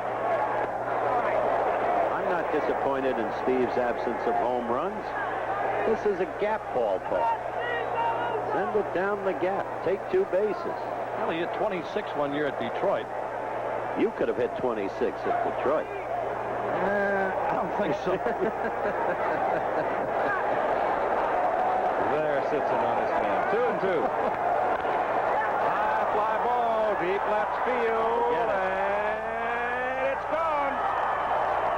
Just when we flashed that graphic, Tony Armas, who Bob Uecker said earlier in the game was just a touch away from beginning to connects. You got a changeup upstairs, another off-speed pitch from Trout, and a big 2-out base hit again. Johnson, the 2-out double back in the 3rd, and now Armas with a 2-out shot off Trout. Here it is again. Watch this. An off-speed pitch upstairs. Fisk wants it down. It's up, and he got it all. Upper deck. Upper deck. First time Armas has hit for the circuit. in Comiskey Park. And the batter is Jeff Burrows, who could lose one for you as well. 3-0 now. The A's are leading the White Sox.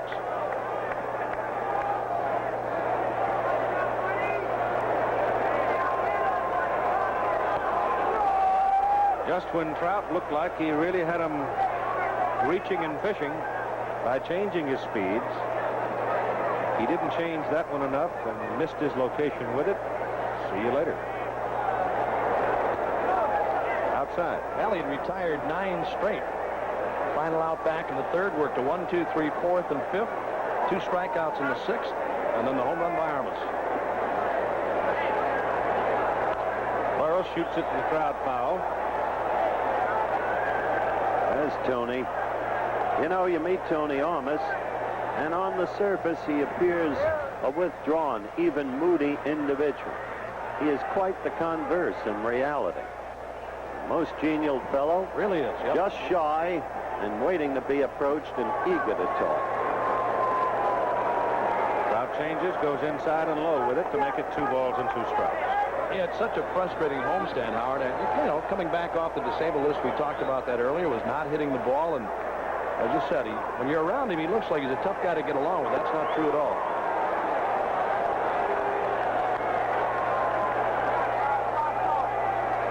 Well, that kid Leal, he's tough. Put away the Yankees. He's beaten Tommy John 3 times. Toronto, an improving club. Had a couple of young pitchers on that staff, Howard, that can really throw. They're good. They've got a decent bullpen coming on now. Ground ball, third base. Aurelio Rodriguez throws him out. The inning is over, but the home run by Tony Armas puts the Oakland A's on top in the middle of the 6th, 3-0. I'm David Mahoney of Avis, and I've had it with hearing that all rent-a-car companies are alike. No way. There's no one like Avis and the Avis people, committed to giving you the car you want, when you want it, and a car that works. Now, that's some job.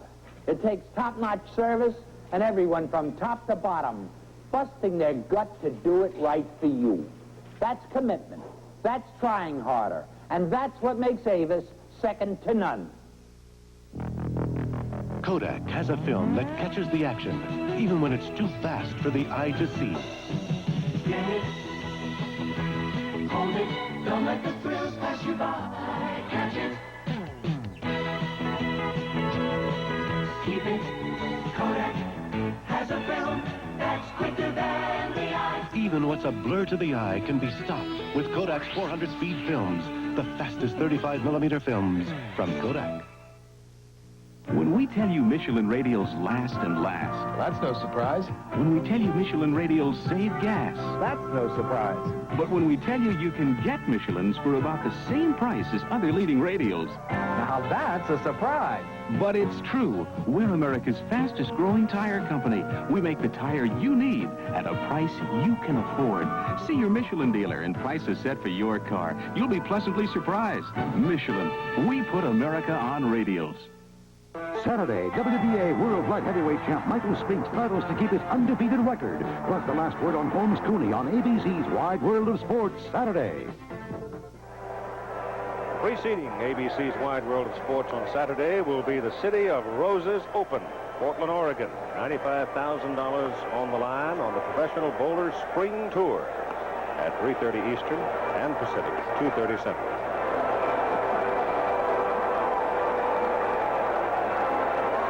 Gentlemen, Seattle is leading Texas 4-0 after 6 innings, and a kid named Gene Nelson is pitching a perfect game. Gene Nelson, Tim Lala with San Diego. When you think of some of the players the Yankees have traded, and you're talking about Toronto, Damaso Garcia is one of the great young players in baseball. The young pitcher you're talking about, Gene Nelson, had a chance to watch him work twice this year. He beat the Brewers 7-2 in Milwaukee and then lost 2-1 in Seattle. He's a good one.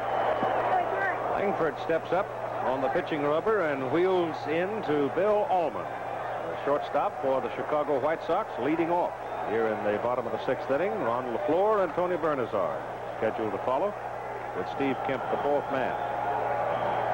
Allman in the initial trip to the plate tonight. Hit a double off the left field wall. Stopped at third. Couldn't get him home. Foul. Crowd chanting, "Let's go Sox." There are the White Sox regular shortstops through the years.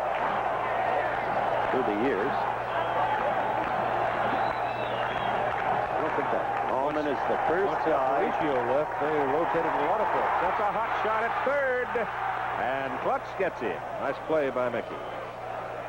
Since Bucky Dent, Allman's the first guy to have 2 consecutive years at shortstop. Hey, Klutz took a pretty good shot that time. Fred Stanley. Stay with him, Mickey. Ball Feel hit very yourself. sharp. There's a hole there, Mickey. Ball hit sharply by Allman, bouncing off the chest of Klutz. I tell you, knock him down and throw him out. One thing, when you're named Klutz and play in the infield in Major League, you better be tough.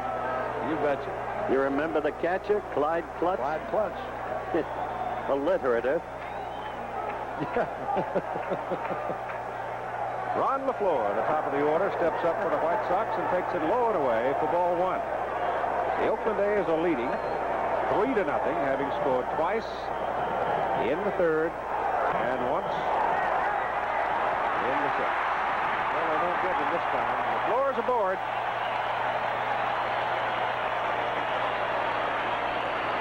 Well, he cut it loose going down the line and was easier aboard, but maybe Mickey is just showing the after effects. He was in some on the grass, figuring that the bunt might come. Oh, marvelous thinking there, huh? If that's a different runner, they may have a chance. Well, sure. With LaFleur's speed, you just don't get the real shot at it. I think I was going to say what an easy time Langford is having tonight. Just watching him work, he's working so very easy, throwing a lot of off-speed stuff, breaking balls, a little slider, a little screwball, or sinking fastball. But a very easy effort for him tonight, leading 3-0. Now with LaFleur on first base, the tempo picks up just a bit with the home folks in the bottom of the 6th inning as Bernazard steps in. By the way, why do most third basemen give LaFleur the bunt? He rarely tries to put one down, despite that fact. Why? Well, Klutz was in on the edge of the grass, but he got it so far out toward the mound, it was almost in the perfect spot. You know, Howard, talking about Clete Boyer earlier, Boyer had a theory on playing third base against guys like LaFleur or a Bernazard, who is up now batting left-handed, Henderson, the guys who can run. For the second, get the lead man back to first, not in time.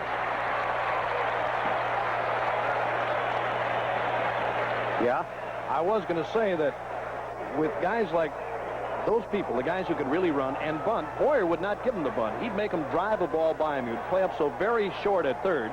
As you look one more time at this play, hit right on one hop to Johnson, and plenty of time for LaFleur, but he got there so very quickly and upset Stanley. The throw was in the dirt and pulling Johnson off the bag, allowing Bernazard to reach. Boyer just wouldn't give you a base hit, a bunt single. He would make you try and drive the ball by him. Batter is Steve Kipp. Fly ball to center both times, one of them very deep. Buddy Bell just singled with 2 outs in the bottom of the 7th to break up Gene Nelson's perfect game. Texas trailing Seattle 4-0.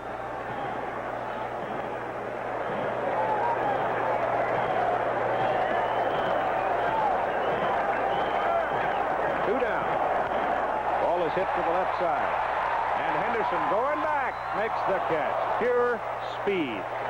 That's what that outfield can do for you. There is none better in baseball, defensively. Catching, running, throwing. And so the Chicago White Sox are turned away here in the bottom of the 6th inning as you see Ricky Henderson running it down, going well up in the air to haul it down. And after 6, it's 3-0 Oakland. Chevy Camaro is a car born to succeed, but the road to success is never easy. You get there by going for it and sticking to it. That's how Chevy Camaro has taken the road to the top. Setting the pace at the Indy 500, leading the pack as Motor Trend's Car of the Year. Chevy Camaro, without a shadow of doubt, turns heads, levels hills, and is bound to succeed. This is Just Whistle, Gillette's twin blade razor for women. It pivots, adjusts to every curve to give a girl a smooth and easy shave. This is Atra, Gillette's twin blade razor for men. It pivots, adjusts to every curve to give a guy a close and comfortable shave. Just Whistle for her? Atra for him. And they both use Atra blades. Is that where my blades have been going? Gillette's best shave for both of you.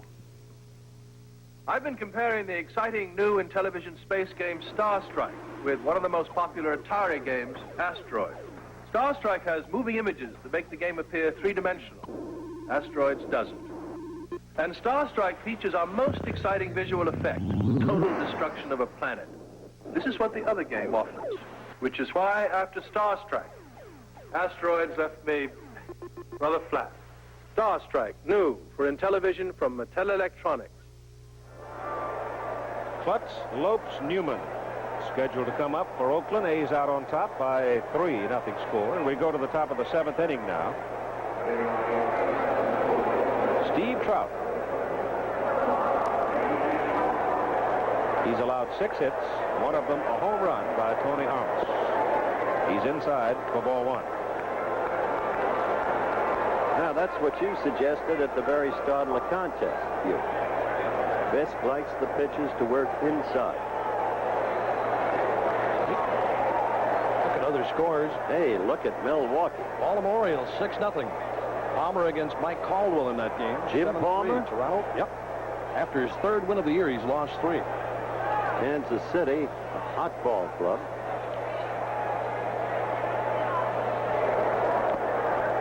Swings through it. Little foul tip in front of Fisk. 2 tie games, Mets, Pittsburgh, St. Louis, Montreal, and of course, Philadelphia taking the lead over the Cubs, 7-5.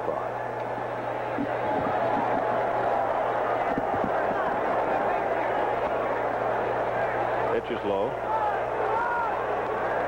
Escarrega is now up in the Chicago bullpen. Next Monday night, we'll have Boston at New York against the Yankees. And we'll have the New York Mets in Pittsburgh on ABC's Monday Night Baseball. That is hit sharply to the left side. It's dropping for a base hit. Bobbled around some by Kemp. And Klutz pumps on into second base.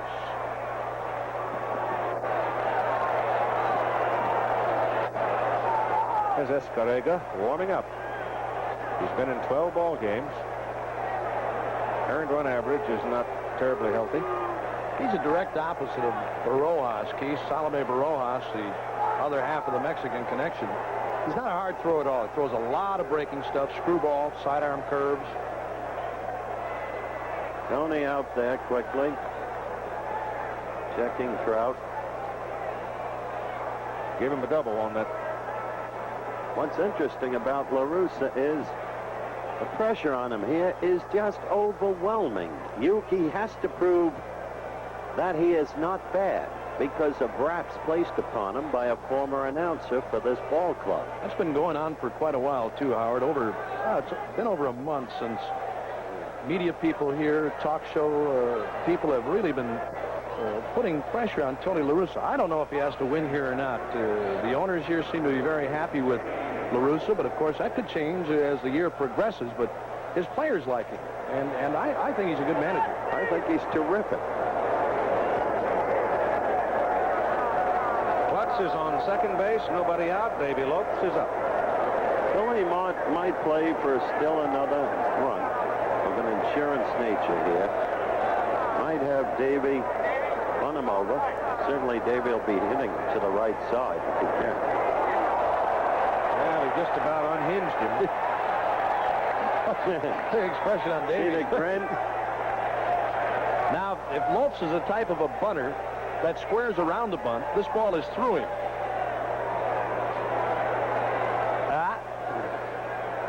Lopes is one of those guys that can bunt with his feet moving. Other guys, you go up there and square around the bunt. If you do it that way, that ball's got you. He wants another sign from Cleet Boyer now, and he's getting it. Knowing Cleet, it's still on.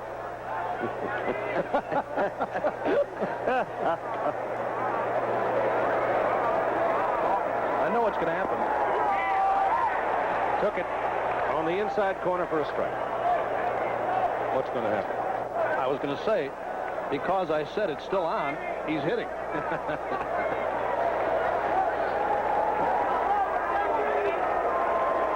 a big runner out there. He's got to get him over. I would certainly think so. But he didn't indicate bunt there. And it's 2-1. To watch Frank Howard give the signs for the Mets this year is hilarious. I mean, you couldn't possibly miss a sign. It's just not possible. We'll show you that next Monday night. We do the Mets game in Pittsburgh. Yeah, Frank will be looking for you. Pitch is high. I still think the word signs are easiest. Holler. Yeah. Bunt, hit and run, take. Well, Lopes is a veteran player. He can hit the ball to the right side. Done it many, many times. He hasn't got a pitch to hit to the right side yet. He's trying to work him inside. Still inside on the corner to make it 3 balls and 2 strikes. Don't say that, because Lopes is skilled at hitting it inside out. I think you take away from hitters sometimes, Howard, when a hitter gets an inside pitch and he's looking to hit the right field. It's a ball sometimes you can drive and hit deep to left.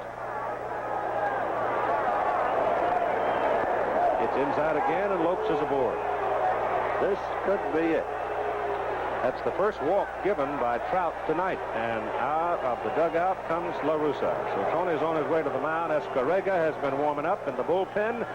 And it looks like we're going to get ourselves a new pitcher. So Steve Trout is out of there after 6 innings plus, with Oakland leading 3-0. We'll be right back. In 1935, only one airline, Pan Am, stood poised on the edge of America, ready to challenge the Pacific. And today, the mighty clippers of Pan Am rise majestically from 6 continents for the far corners of the world. Where will we fly to next? Well, we've been thinking. You can't beat the experience.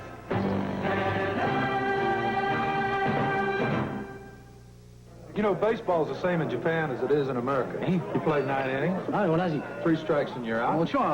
And after the game, there's nothing like a beer. And when Numa's in town, I treat him to light beer from Miller because it tastes great.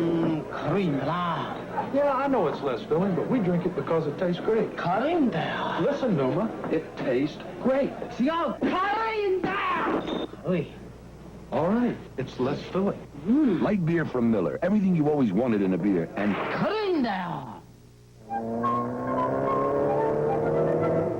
Now this looks like a good fight. WBA World Light Heavyweight Champ Michael Spinks, the Olympic gold medalist and undefeated as a pro. Saturday, he'll try to bring Jerry Celestine, the WBA second-ranked contender, to a sudden stop. I want to see that one. Plus the last word on the Holmes-Cooney title fight. Now here are the directions. Watch for ABC's Wide World of Sports after the history of the U.S. Open and bowling Saturday on ABC.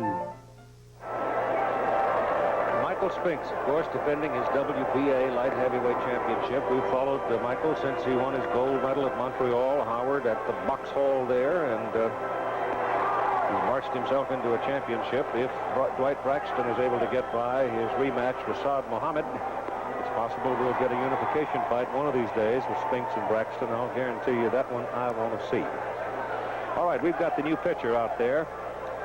Escarrega is a 32-year-old rookie out of Mexico. He came to the White Sox from their AAA club at Edmonton in the Coast League. And the Edmonton team had purchased his contract from the Mexico City Reds in early April. So here's Jeff Newman coming up. Maybe they should have purchased Wayne Gretzky. Jeff Newman is hitting better against the right-handed pitchers, 360 you can see, than he has been against the left-handers. So Tony La Russa goes to a right-hander out of the 10. And he's coming to Newman. Newman squares the bunt. The pitch is low and away. Gretzky threw out the first ball at Montreal tonight. Did you know that? Phillies have just won 7-5 over the Cubs. Losing streak continues. Dallas Green anguishes. Keith, you're talking about Jeff Newman. A lot of hitters don't relish hitting against left-handed pitching because you've got that fastball that runs away from you, and it's a tough pitch to pull many times. The breaking ball is always coming down and into you, and you see more right-handers than you do left-handers. Escarrega is not a hard thrower. He throws a lot of breaking stuff, slider, curveball. He's not overpowering at all.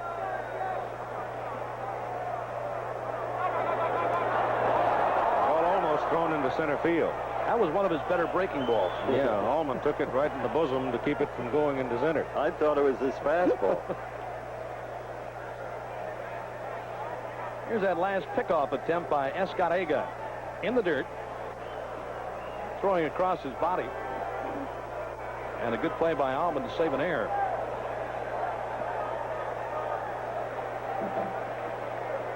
All right, Newman has indicated bunt on the first pitch to him by the Chicago reliever.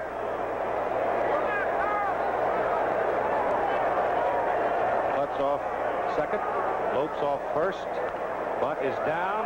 Escarrega runs right by it, and the bases are loaded.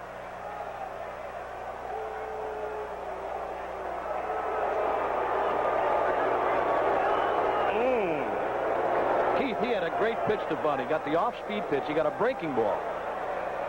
Here it is. This is a slider or a curve. Easy pitch to bunt. And Escarrega, breaking toward first base, had no chance to make a play on the ball. Rodriguez going to third to take the play on the runner coming from second.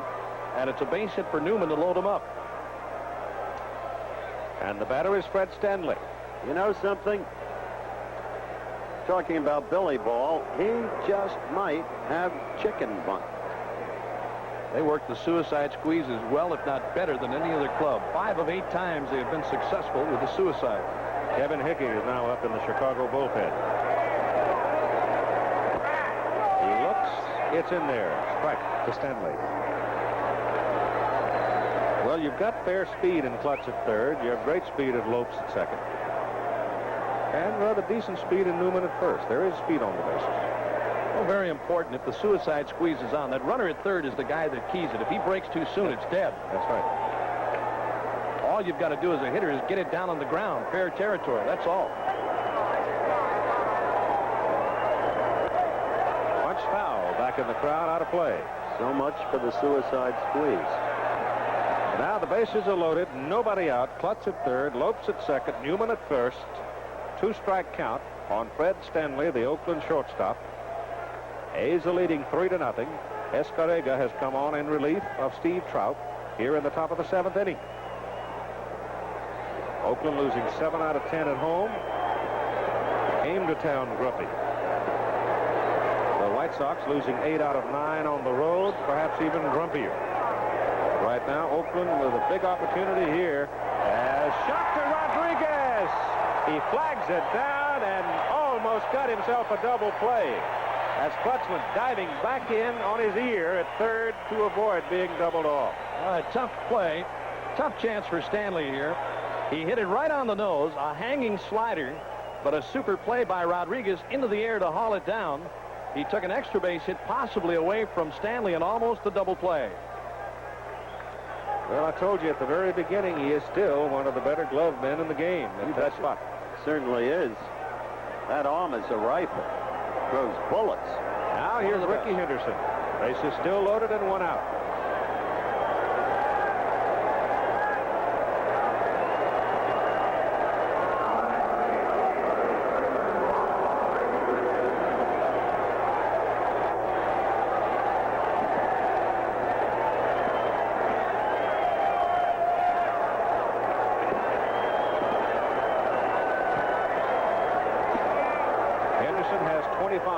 RBIs on the season, and he looks at Escarrega's pitch. It is low. Ball 1. Well, if you're going to turn 2 here, you better be quick. One thing about, again, going back to Escarrega, Keith, he does not throw hard. He throws a lot of breaking stuff. You've got to make yourself wait back on this guy. Really wait back. There's one for a strike. The presence of Escarrega on this ball club at 32 years of age, a rookie. Of course, the Dodgers just brought Vicente Romo out of Mexico at 41. 32, they list Escarrega. 32. Looks like he's going on 80. Now, wait a minute. It's just low. 2-1 to Ricky Henderson. He's just not the overpowering type pitcher. He's a middle inning relief pitcher more often than not for the White Sox. We'll see the other guy, if he gets the opportunity in this game to be used, Rojas, a lot harder thrower, similar delivery style, kind of a sidewinder. It's 2-2. Jackie Moore coaching at first. Clete Boyer coaching at third. A's had the bases loaded and nobody out. Stanley lining out. A fine play by Rodriguez. Henderson can get the ball to the outfield. It'll get one home. Base hit will probably deliver two.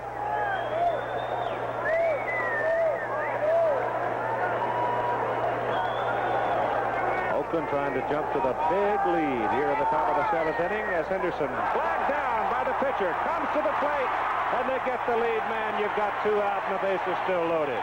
You see the reflex action by Carlton, making sure that he had in reality touched the bag because he had a moment of indecision.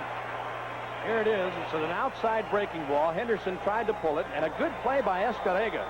If the ball goes to Allman, they have a tough time making the double play. There's a good throw to Fisk, and as Howard just said a moment ago, making sure he's on the plate. No chance to double up Henderson. They're still loaded up, but now with 2 out. Harry is trying to pull an outside breaking ball. And a good play by the Chicago right-hander. Now 2 out, and the base is still loaded for Dwayne Murphy. I'll tell you, this is a big inning for Billy Morton. He wanted to put this game away. Maybe a bigger inning for the White Sox. Yeah. By the way, Escarrega is the oldest rookie in the big leagues. Lopes way down the line at third, and the pitch is low. The ball 1 to Murphy. Billy likes his runners, Keith, at third to periodically, if you get a chance to get a break on a pitcher, just maybe to cause a balk. Pitcher sees that guy coming, to stop your motion and go back. Well, Davy Lopes is a crafty fellow. He's stolen a lot of bases in his career, and if he gets it read just right, I don't think Billy would quibble if Davy took off.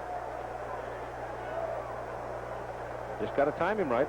Got to time him right. It's tough working from the stretch to steal from the stretch. Yep. It's high and away.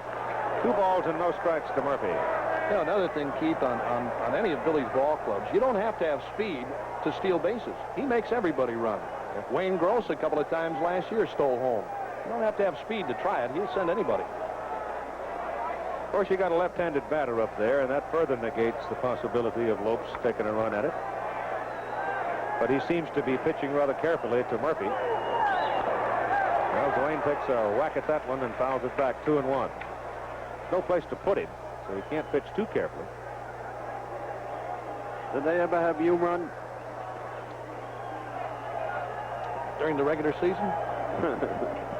See that Dwayne did have one big one here last year in September. His only big one in the major leagues. This is the kid who's got to start hitting for Billy's team to start playing. I just couldn't believe the first time that I saw the Oakland A's this year that this guy was hitting that badly. In the 180s.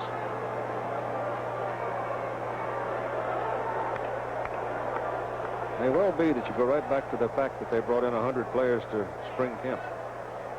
Boy, they had a ton of them out there. 32 coaches and managers. Yep. I guess you got to do it somewhere along the way. This was the year that he had to, as general manager, get to know his people. Yep. 2-1 pitch to Murphy. It's outside. It is 3-1. No place to put him without putting another run on the board for Oakland. This is where the Sox staff, though, has had problems. Bob, as we pointed out, used to be able to come in with Hoyt and with Lamp, and they were very effective. But now in starting roles, bullpen has been numerically reduced and reduced in quality. Popped up foul, drifting out of play in the crowd. You know, there's Hickey out in the bullpen warming up. There, I saw him a couple of times, and it looked like he was going to be a world beater a couple of times I've seen him. He's done a good job at times, Keith. It's just been a problem lately, pitching out of the bullpen, working out of the bullpen for the White Sox. And pitching, supposedly, is their strong suit. Yeah, one of the best in baseball. A softball pitcher. Out of Chicago. Yeah. 3-2 pitch to Murphy. Swung on and foul back. Maybe that's his game. He really is quite a start. Yeah. A softball player coming into the major leagues and in a very relatively short time.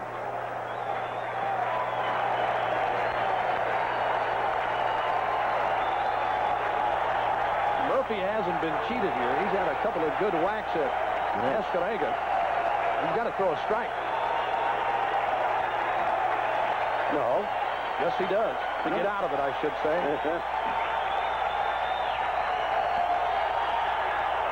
Up the middle, base hit for Murphy. 1 run scores. Here comes the second run, and it's a 5-0 Oakland lead.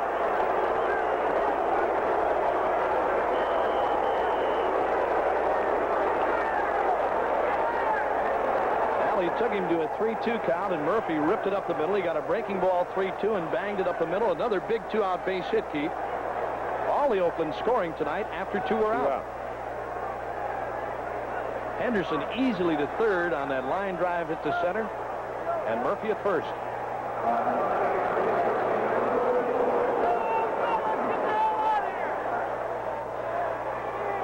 This going to the mound to talk to the pitcher as Cliff Johnson comes to the plate. Bernazard comes over from second base to be the interpreter. I don't think you have to interpret too much about a line single to center. I think he pretty well knows what that.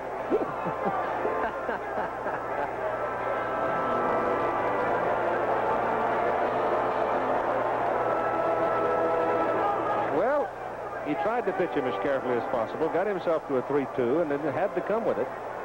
And Murphy just hung in and got it. I got to believe Johnson against this guy, Keith, is going to have some tremendous rips. He throws a lot of breaking stuff, and I just got to believe that Johnson's going to have some big cuts here. Lopes and Newman have scored now. Henderson's on third. Murphy on first. 2 out. 2 runs across. 5-0. A's lead. Escarrega in relief of Steve Trout.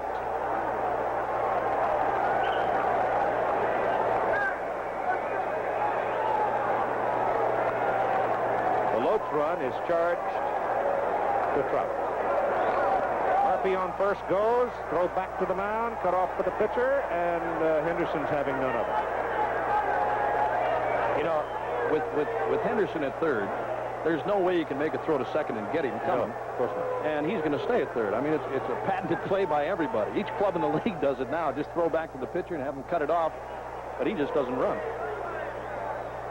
One of the oldest plays in baseball. Henderson, big bounce off third. Breaking ball in for a strike to Johnson to make it 1-1 on Cliff.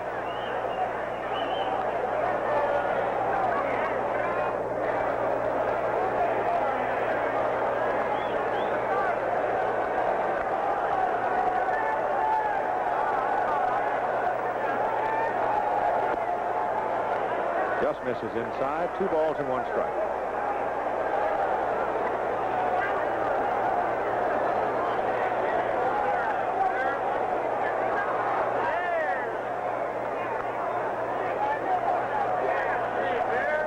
Two and 1, 2 on, 2 out, 2 in. High fly ball lifted out toward right center, where Harold Baines waits and makes the catch to retire the side. But 2-run score for Oakland. They lead 5-0 right now. Let's check in at Olympic Stadium in Montreal with Al Michaels and find out what's going on between the Cardinals and the Expos. And we want to welcome those of you who are watching the game between Oakland and Chicago at Comiskey Park. Montreal took a 2-0 lead in the bottom of the 6th inning, but the Cardinals have come back with 2 here in the top of the 7th. And as you join us, Jim Fanning has just gone to the mound.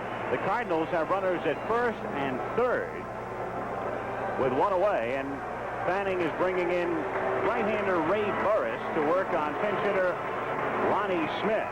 Now, for those of you who have not been with us, the game scoreless. Andujar and Sanderson locked up 0-0 going to the bottom of the 6th inning. Montreal getting 2, and here was Hendrick just moments ago bouncing a single to right field. Cromartie coming up with the ball and getting it back in, but as Smith slid across the plate, the Cardinals had tied it. In a game in which Sanderson was rolling along, he was instrumental in scoring one of the Expo runs, but injured himself on a play at the plate, had to come out, and we're tied. So for those of you watching the A's and the White Sox, we'll send you back to Comiskey Park in Chicago. All right, Al, 2-2 up in Montreal. Here it's 5-0 Oakland. And we go to the bottom of the 7th inning for the Chicago White Sox, and all of the noise and hooting from the crowd here is for somebody who was trying to sing "Take Me Out to the Ball." Yeah. What a disaster. Greg Luzinski, Tom Paciorek, and Harold Baines are the scheduled hitters. There's the bull in the on-deck circle. In each ball game, the Sox pick a fan to sing "Take Me Out to the Ball Game" during the 7th inning stretch. As soon as tonight's participant hit that first flat note, it was all over for him. That's right.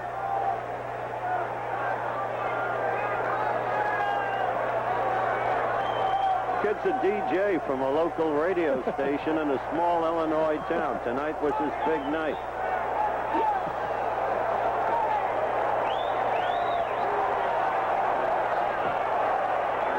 He ought to at least give his name. He needs a little help. All right, here's the bull with Paciorek following to the on-deck circle and Baines waiting. And on the mound, Rick Langford now sitting on a 5-0 lead. Langford has allowed only 3 base hits. No more than 1 base runner in an inning so far in the ball game. The pitch to Luzinski is on the outside corner for a strike ball. Well, he is working so easily. What a beautiful pitch that was. Easy motion, pitching corners. That shot up the middle and going to drop for a base hit. Armas over from right field, cuts it off. And Luzinski's on first base. And you don't think they don't have some speed in that outfield with those 3 guys out there? And all with excellent throwing arms, Keith. All of them. Hard to hit the gap with those guys. That is the 4th base hit for the White Sox in the ball game. And here's Paciorek. Tom came in with 22 runs batted in, 3 homers, but a rather healthy batting average of .327. In the game tonight, Langford has handled it. Fly ball to center and grounded out to third. His brother Jim, an outfielder at Michigan, was named first-team All-American. And Tom lanes it to Klutz at third for the first out. And Tom was terribly curious if anything had happened for his brother today, and nothing did. He was not drafted yet.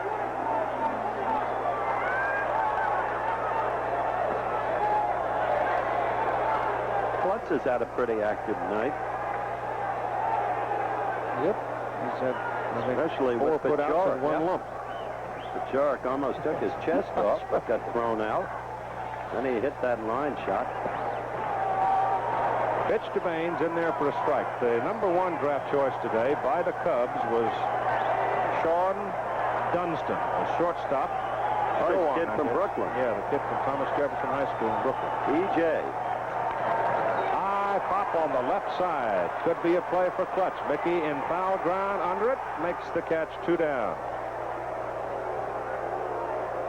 Keith, every time I see an infielder or somebody take a shot at a ground ball off the chest, it brings back such fond memories of Fenway Park in Boston when Butch Hudson, when the coach took one for us.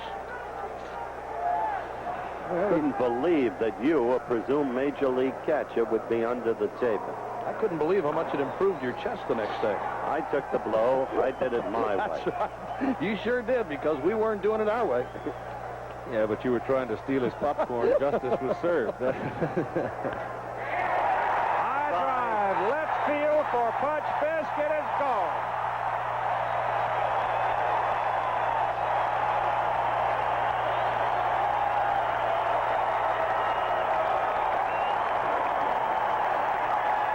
Here's the scoreboard and the fireworks.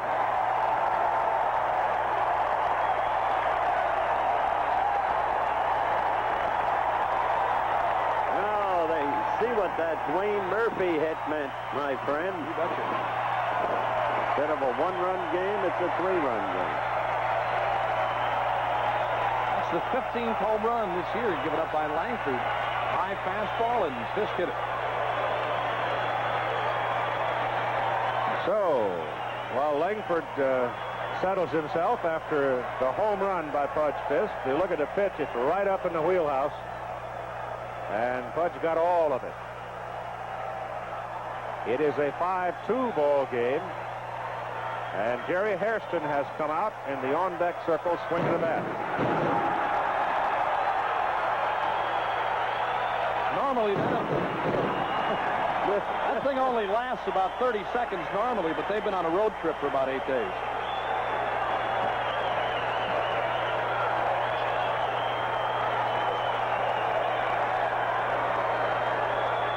I'm not going to try to compete with that thing. Great for the neighborhood, isn't it? Are your dentures loose? All right, Hairston steps in, hitting left-handed against Langford. And you go back to what Howard just said, how much that hit by Murphy means in the ball game now. Otherwise, it's a 3-2 ball game. Hairston hits a high pop left side. Newman comes over with Klutz. It's well out of play. Hairston hitting left-handed. 231. Billy Martin is out at the mound now to have a chat with his pitcher. Nothing going on in the Oakland bullpen right now. Martin just wants to try to settle Langford down. They've got the 3-run lead. Martin goes back in a hurry. ABC News Nightline focusing on carrying out U.S. foreign policy through the UN tonight. It'll be seen 30 minutes after the conclusion of tonight's game, following your local news, except on the West Coast, where it'll be shown in its regularly scheduled time. Ed Koppel and Nightline. All right, Hairston back in there with a 1-strike count. You've got 2 out. 2 runs across for the White Sox on Fisk's home run, his 4th of the year. And it's 1 ball and 1 strike now. Jerry Hairston is the son of a former White Sox minor league player. I believe he's now a scout for the White Sox. Sam Hairston, remember him, Howard? Been around a long, long time in the White Sox organization. That ball is well hit to the right side. It's gone.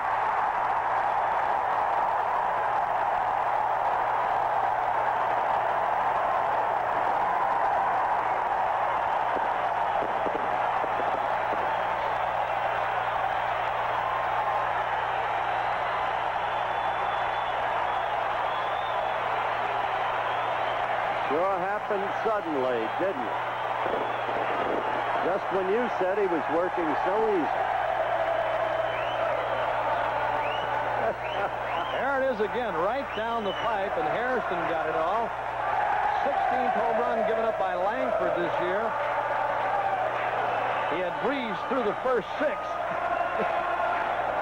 And they got him here in the 7th. And the Oakland bullpen. It stirred him up in a hurry, didn't it? So the Gopher ball continues to haunt Rick Langford as Hairston comes off the bench with a .231 left-handed batting average and carries one out of here at about 365-70 feet. The batter now is the shortstop, Bill Allman. 5-3 ball game, and Allman swings and misses on a bad pitch. That's just what he asked the umpire, Keith. He just said low and away. Yep. Looked like it bounced. That's outside. 1-1.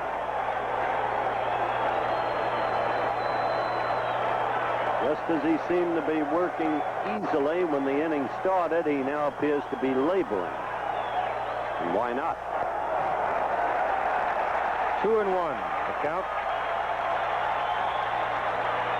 Montreal, the score is still 2-2. Bottom of the 7th is what they're playing.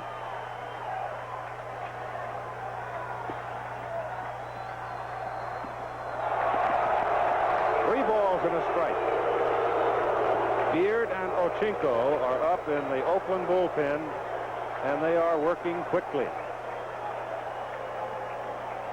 Art Fowler, the pitching coach, next to Billy. Al, after the leadoff single, Keith, by Lazinski, he got the next two batters, and again the scoring after two were out. Yep. Art, by the way, is looking great. He's become very dapper. Yeah, he's got a mustache. Of course. Sharp shot, clutch, fine play at third base to get him by a step. But the Chicago White Sox get on board. Lazinski singles, Fisk homers, Hairston a solo homer. After 7, it is a 5-3 Oakland lead. Chevy's out to blow away the confusion about pickups with the new Chevy S10. Let's compare gas mileage. Toyota and Datsun can't match S10's EPA gas mileage ratings. The imports don't offer an optional V6. S10 does. The imports can only tow 2,000 pounds. S10 can tow twice that. Compare head and leg room, and S10 beats them again. The new size Chevy S10. There's never been a truck like it before. Your father gave it to you for your 5th birthday. Now it's your turn to pass it on. Any spray paint could make it red again, but Rust-Oleum, with an average of 50% more protective ingredients than its nearest competitor, can do more. Its protective formula not only prevents rust, but gives metal better protection against chipping and peeling. So if what you're painting isn't ordinary, why should your paint be? Rust-Oleum. Any metal worth painting is worth protecting.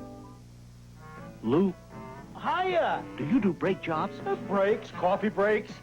But can you guarantee a brake overhaul for 24,000 miles or 2 years? 2 years? At Goodyear, when we overhaul your brakes, we back our good work with a written guarantee. A guarantee that's got our good name on it. Now, who else can give you that?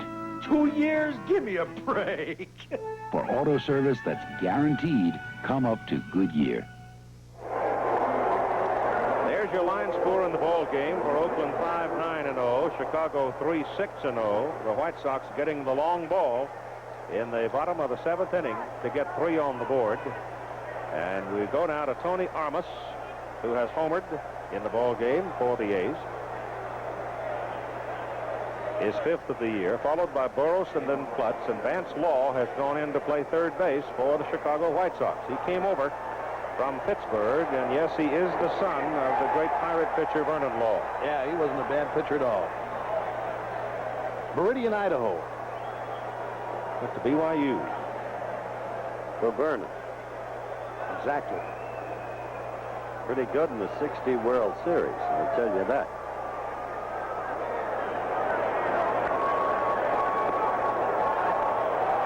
Pops outside to make it 1 ball and 1 strike. Escarrega on in relief of Trout. Trout still the pitcher of record for Chicago.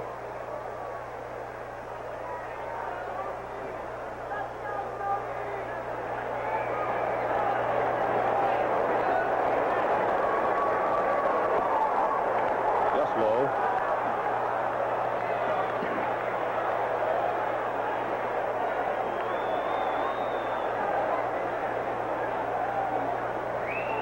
Beard and Ochinko got up in a hurry. The Oakland bullpen. They've slowed down their pace some now.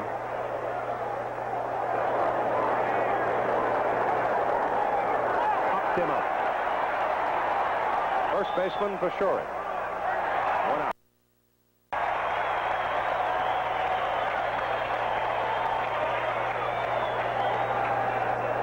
Got him in on the hands, and he straight up with it. He had a good pitch to hit, Keith, a hanging breaking ball, and actually jammed himself. Yep, a good ball to hit. Here's Burroughs. Jeff 1 for 3.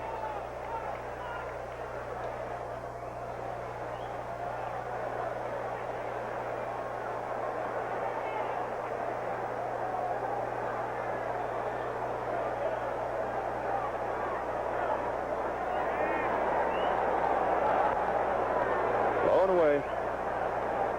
He basically stays the same on every pitch. Once in a while, he'll try to come inside with that fastball, but it's not overpowering by any means. The slider and the curveball trying to keep it away from the right-handed batters. base hit left field. On a hanging breaking ball. Right down the middle.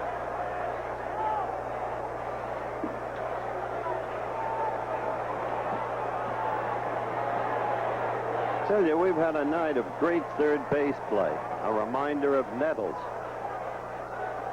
This guy's made a couple of good plays. He's He played that certainly much, has. and he's really come on to play. And a reminder of the Oakland third base coach, Clete Boyer, for that. Oh, he works with these guys, Howard, day in and day out. Mickey Clutch, Stanley. They sent out Jimmy Sexton yesterday. That ball is hit high in the air to the right side for Baines. Carroll makes the catch. Medium depth. Whips it back in. The runner holds at first. 2 down. That brings up second baseman Davy Lopes.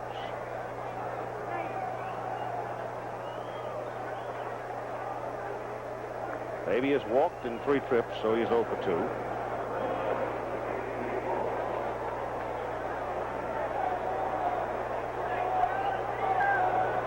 Wonder why the disparity between performance at the Oakland Alameda County Coliseum and performance on the road.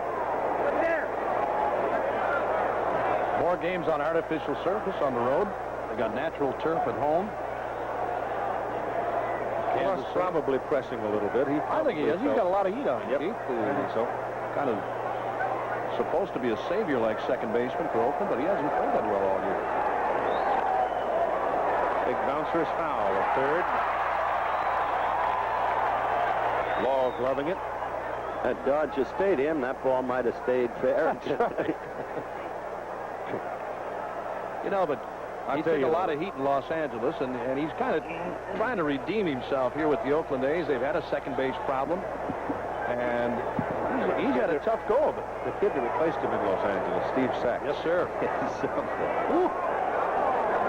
So far. They had him on a game last year, Keith. He had his first Major League home run against the Cardinals in St. Louis. Program an exclusive presentation of ABC Sports. Let's stop 5 seconds right here to allow our local stations to tell you who they are. KTNV TV, Las Vegas.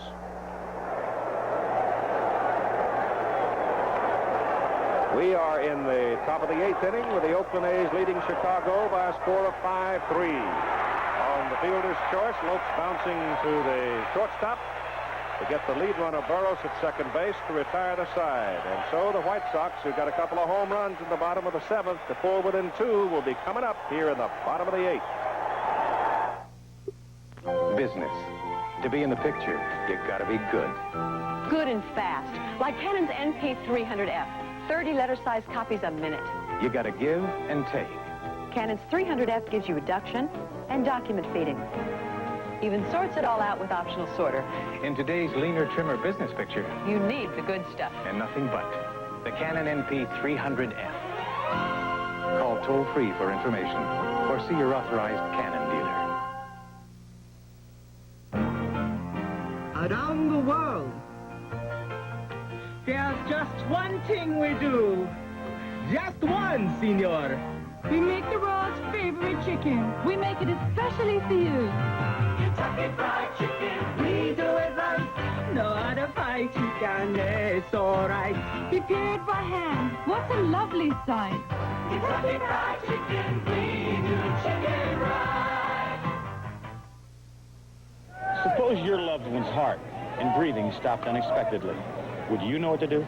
The answer is CPR, cardiopulmonary resuscitation.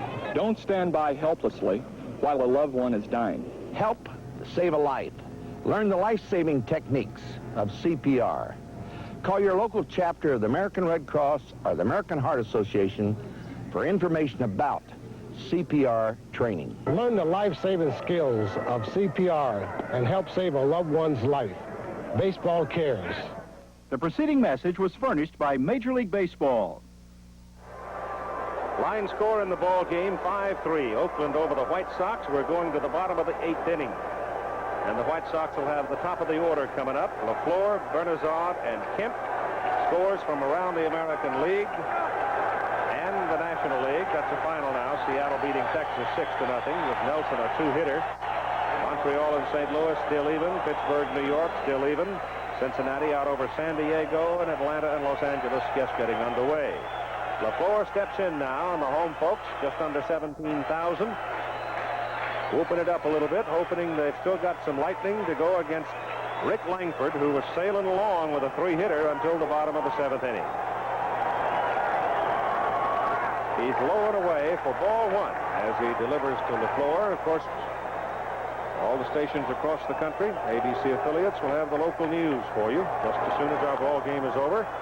And when the local news is finished, ABC News Nightline will come along. 5-3 ball game.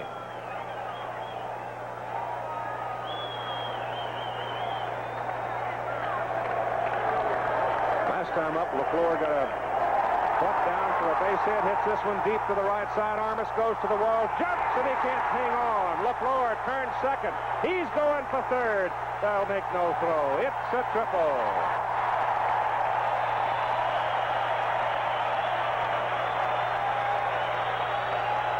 Armas got his glove on it looked like, but he couldn't haul it down as he banged into the wall. I don't know if a fan reached down and interfered with him at all, Keith. We'll see here in a moment.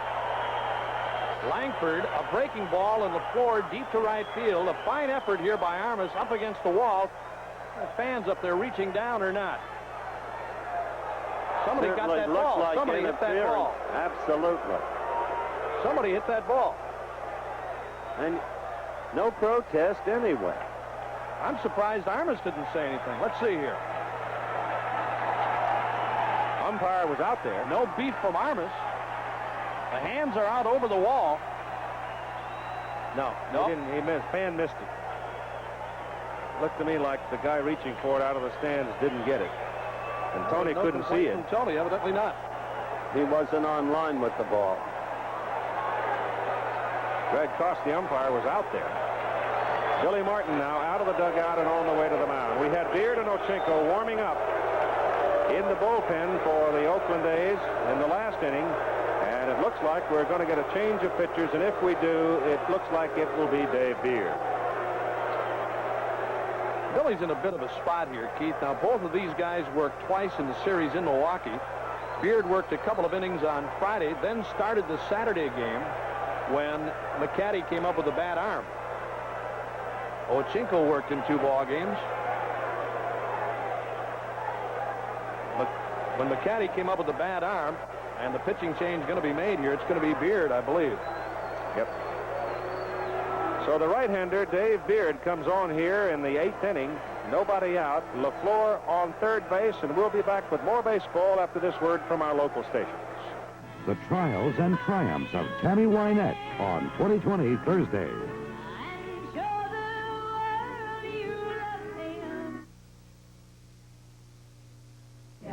From News 13 tonight, fighting escalated in southern Lebanon today. Israel says its forces took the city of Tyre. Details on this and more news tonight at 11.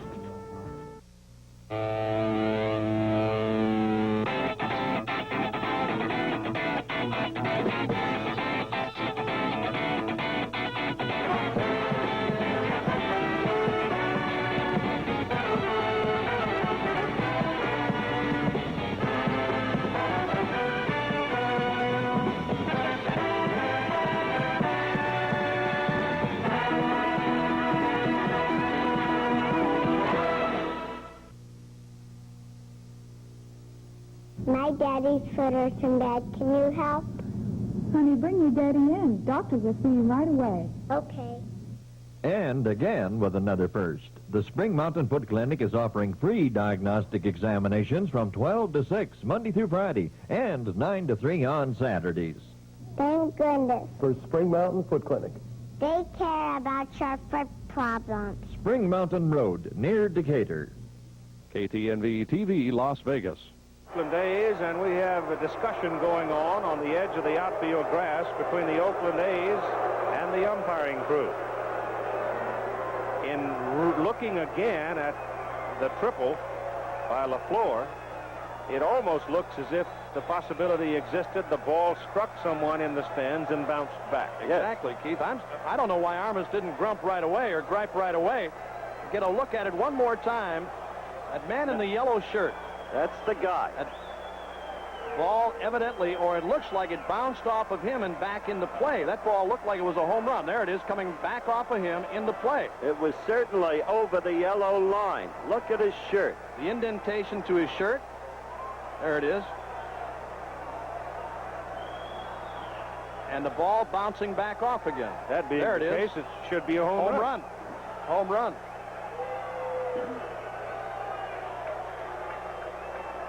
There it is. Watch the indentation on his shirt. There it is. And the ball come right out of it. There it is. Above the yellow line, and that should have been a home run. That looks like a home run. The argument no matter is how over many anyway. times we play it with that brilliant technical work, it's going to stay the same way, and LaFleur's going to stay on third base. Okay? That's right. Yeah, but this game couldn't live if you couldn't have a little second guessing. That's right. Meantime, we're verging on a one-run game, and suddenly, for the first time in a long number of days, the Sox are hitting the ball and hitting for distance. Dave Beard is on now with a record of 4-2, making his 17th appearance of the season. And Bernazard, the second baseman, is up there, takes it high and tight. Now, when we were in Arizona at spring training, this was the kid that Billy was so high on. He's got outstanding stuff, Howard. He's got a good fastball, excellent fastball, slider, curve. He's got all the pitches. My question here is, as I said a moment ago, he pitched twice in that series in Oakland and worked as a starter, first in relief, and then started. And we talked earlier about tired arms, possibly. Here he is again, working for the third time in 3 days. Bucks, by the way, have taken a one-run lead over the Mets as the Mets bat in the bottom of the 12th. The pitch is high to Bernazard. 3 balls and no strikes. The tying run, standing at the plate, Steve Kemp is on deck for Chicago. The White Sox bats were virtually silent until the bottom of the 7th. A pair of single by Luzinski, a home run by Fisk, a home run by pinch hitter Jerry Hairston. Now a triple by LaFleur in the bottom of the 8th. And Bernazard takes it outside for ball 4. So the tying run is on first base. And Billy Martin comes in a hurry out of the dugout. No further activity in the Oakland bullpen. Ochinko is not up. Martin evidently is going to stay with Beard.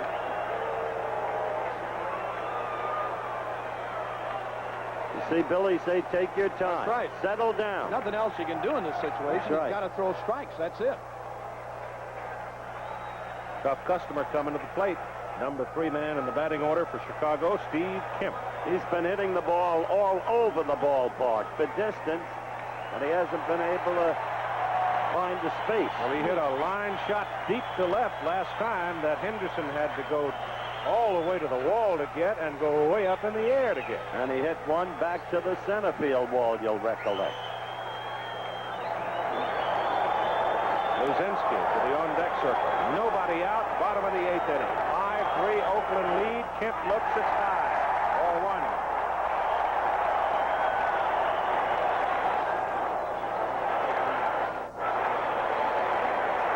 Another one of Rod Bato's boys in Major League. Out of USC. Swing and a miss. I'll tell you this. Smoked that one. Kemp had a bad cut. Kemp had a bad cut that time. A tad late, I think.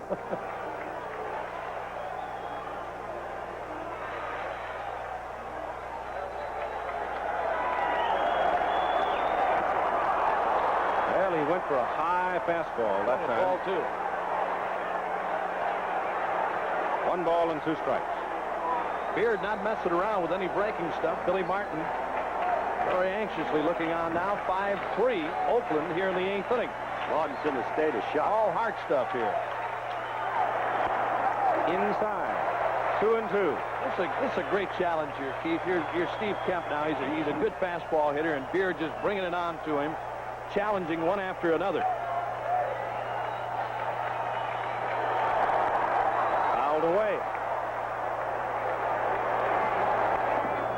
There's activity now in the Oakland bullpen. Somebody is up out there. It's tough to see here. Rojas is one of them for Chicago, and McLaughlin for Oakland.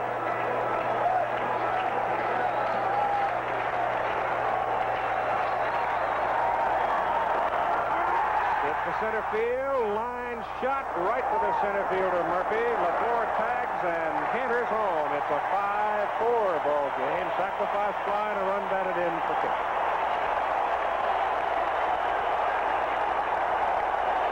One out. And Beard now facing two right-handers. Bo McLaughlin in the Oakland bullpen right now. Luzinski and Pachorik, two right-handers now on against Beard, who is throwing nothing but hard stuff. Let's go Bull is the chant. Started growing that beard because he was in a slump. Hit a home run. The first day he grew it. He's going to shave it off, hit two more homers. So the beard becomes the principal accoutrement in the Luzinski arsenal. Hirsuteness, however, I'm not so sure is becoming. Foul ball right side. Bernazard is on first base, representing the tying run in this ball game. The Bull goes back to the bat rack. Now LaFleur is beefing. LaFleur is showing his anger. He thinks he had a home run. We just told this. Well, he's right. By the cameraman we have over there who overheard him. And off what we could see, LaFleur is absolutely right. However, the run has scored.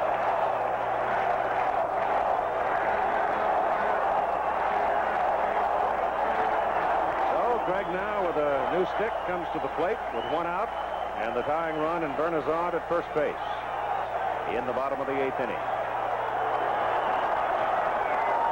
Dave Beard wings him, and Luzinski is on first base, hit by the pitcher. Just nipped it. And as hard as Beard is throwing, it's a good thing for Luzinski. He did just nip it. High inside fastball got him. He is on now, the lead run. The Bull acted as if didn't even feel it. He's all jacked up. He's not going to rub. Huh? I tell you, they got a good situation here with Pachorik on. 2 on. And a guy who gets the bat on the ball, having a good year, hitting at .327 starting tonight's game, and has hit the ball well.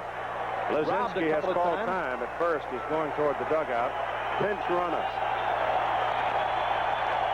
Pinch runner. Jimmy Morrison? Yeah, I think so. When he singled to open the 7th, the Bull, La Russa wisely eschewed the pinch runner then. He wanted to keep the Bulls bat in the lineup. They were trailing then by 5. Now they trail by 1. Morrison goes to first base. Jim Morrison, third baseman over there, is the pinch runner. And the pitch to Tom Pachorik, a breaking pitch that snaps outside, a hard slider.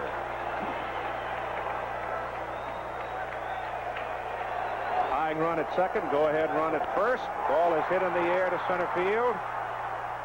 Not too deep, and Murphy makes the catch. 2 down.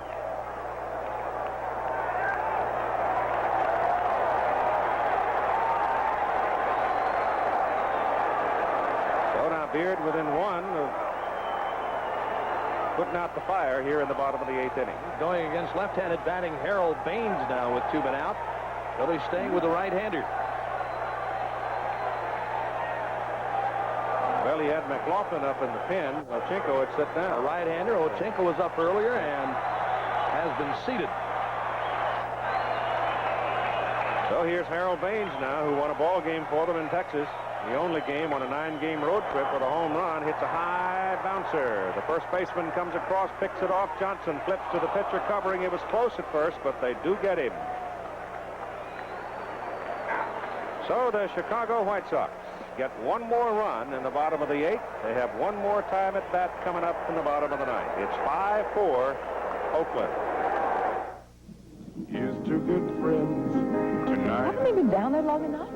I know how to get them up. must say something more. What are you doing? Fishing? So tonight, let it be low and brown. When you want the taste of a truly great American beer, tonight, let it be low and brown. Why were you guys down there so long? Just waiting for a good reason to come up. Let it be low and brown. What made Chevy Chevette the best-selling small car in America last year? All the standard features: reclining front seat, AM radio, shift console, white stripe tires, fold-down rear seat, and lots of other things. Is it Chevette's great gas mileage? A big 30 EPA estimated miles per gallon, 42 estimated highway. Could it be Chevette's low price? It's still one of the lowest priced Ford or hatchbacks sold in America, foreign or domestic. That sounds like a tough value to beat. That's Chevy Chevette. The United States Open is an American tradition. In its history, 4 men have won 4 times. Willie Anderson in 1905. Bobby Jones in 1930 also became the only man ever to win golf's Grand Slam. Ben Hogan won 4 despite a near-fatal accident. Only one man has a chance to win 5. Jack Nicklaus returns to the site of his 3rd victory, Pebble Beach. 4-day coverage begins June 17th, including live 18-hole action on the final 2 rounds. The U.S. Open on ABC.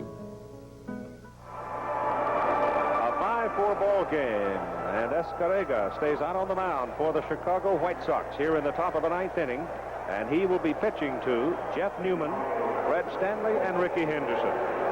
But Hickey has been working in the bullpen. A southpaw pitcher, former softball pitcher.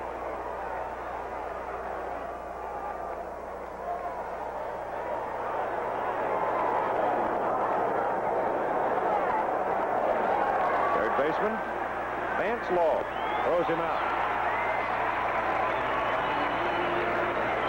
1 down for Fred Stanley.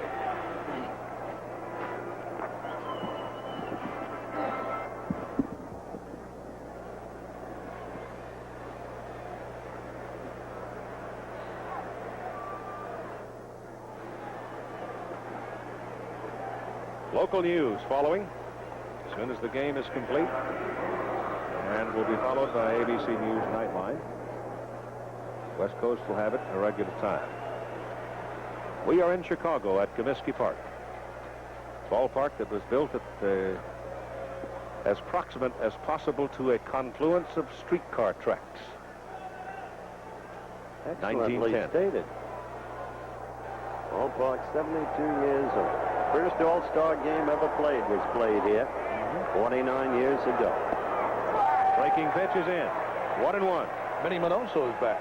Yeah, it was nice to see, wasn't it? Yeah. Talking about old days here at White Sox Park.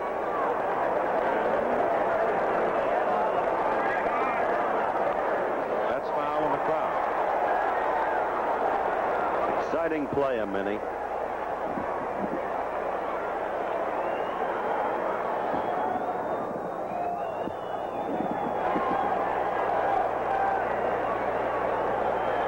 Chicago scoring coming late. 3 in the bottom of the 7th, 1 in the 8th. They trail by 1, and Escarrega trying to hold Oakland here in the top of the 9th. And he gets Stanley looking for the 2nd out.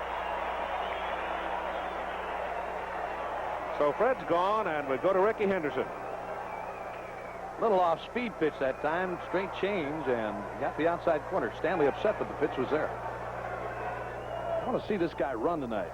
Haven't had a chance to watch him run. Well, we saw him. He tried to steal 3rd. He used the head-first diving slide and overslid the bag. He overslid the bag, but you saw him run. They got him. That's like telling Skeets Nehemiah he didn't run in the low inning. Skeets Nehemiah is going to be doing a lot of running this ball. And a lot of people chasing him maybe again, too. For his life. That's right. San Francisco 49ers.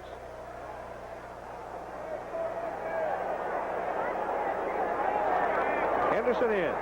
Escarrega delivers inside corner, strike ball. You don't think there aren't a few cornerbacks in the National Football League looking forward to that?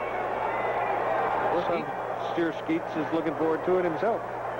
He wants a new rule. He wants high hurdles in the secondary. No, not the high hurdles. There'll be some hurdles out there, all right. Mean ones. 1-1.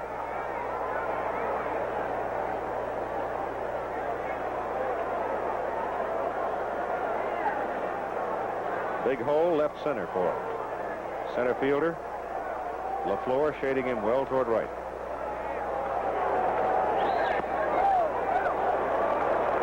Montreal and St. Louis in a burner. 2-2 in the bottom of the ninth. Cardinals leading the East 4.5. Are they ever running? Yes, sir. Herzog smiling. 2 balls and 1 strike to Henderson. Lines to Law. The inning is over. Escarrega does his job. Top of the 9th inning. Gets him in order. And so we go to the last chance for the White Sox with Oakland leading 5-4. Back after this message and a word from our local station. To a lot of people, there is only one thing better than the Firestone 721 tire. A Firestone 721 sale. Now you can get our best-selling radio at our lowest selling prices in over a year. The famous Firestone 721 steel-belted radial tire is now as low as $54.95. The Firestone 721, the tire everyone wished would go on sale, just did. For a limited time only at all Firestone stores and participating dealers. No son of mine should have nicks and cuts on his face. So I gave him a Norelco. Protects that gorgeous smuggle and gives him a good clean shave, smooth and close as a blade. I like the Norelco because it protects my little Jerry Cooney. And I like the Norelco because it makes me look like a real gentleman. Isn't he a knockout? Norelco Rotatract. Tough on your beard, not on your face. See, Jonathan's the victim of a ghost's revenge. I'm blind. On Heart to Heart. Come on down to the sports book at the Bingo Palace. You can bet you can get in the game. The Palace is the place to play your favorite sports. Like you're on a baseball diamond or a basketball court. In a ring or on a football field, you're one of the pros. You'll be up there on that contract when he wins by the nose. Might even find fortune and fame. The Palace can get in the game. The Bingo Palace, you can bet you can get in the game. KTNV TV, Las Vegas. The moon over Chicago. My kind of town. Chicago. There we see the flag up there. Looks green. By the way, fellas, Warren Cromartie has just hit a home run in the bottom half of the 9th inning, and the Expos have beaten the Cardinals 3-2. St. Louis losing. Suitor, huh? Yeah, St. Louis losing 2 out of 3 to Los Angeles at home over the weekend, too. Let's see now. The left-hander would be Ochinko, and the right-hander possibly McLaughlin. Right. That's who it is. All right, we'll see what happens here as Carlton Fisk is scheduled up. He will come. Vance Law is out on deck with a bat. It's possible if Fisk could get something going, we could get a runner for him. We could get a hitter for Law. Mike Squires is on the bench, a left-handed hitting first baseman.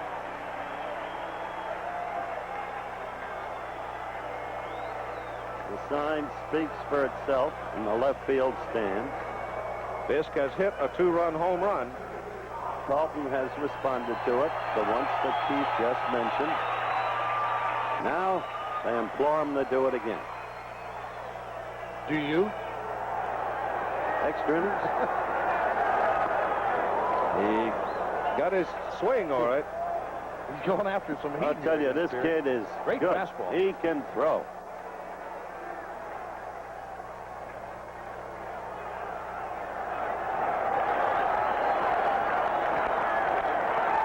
Hit to left. That's it. Hit well to left. It's tied. Upper deck.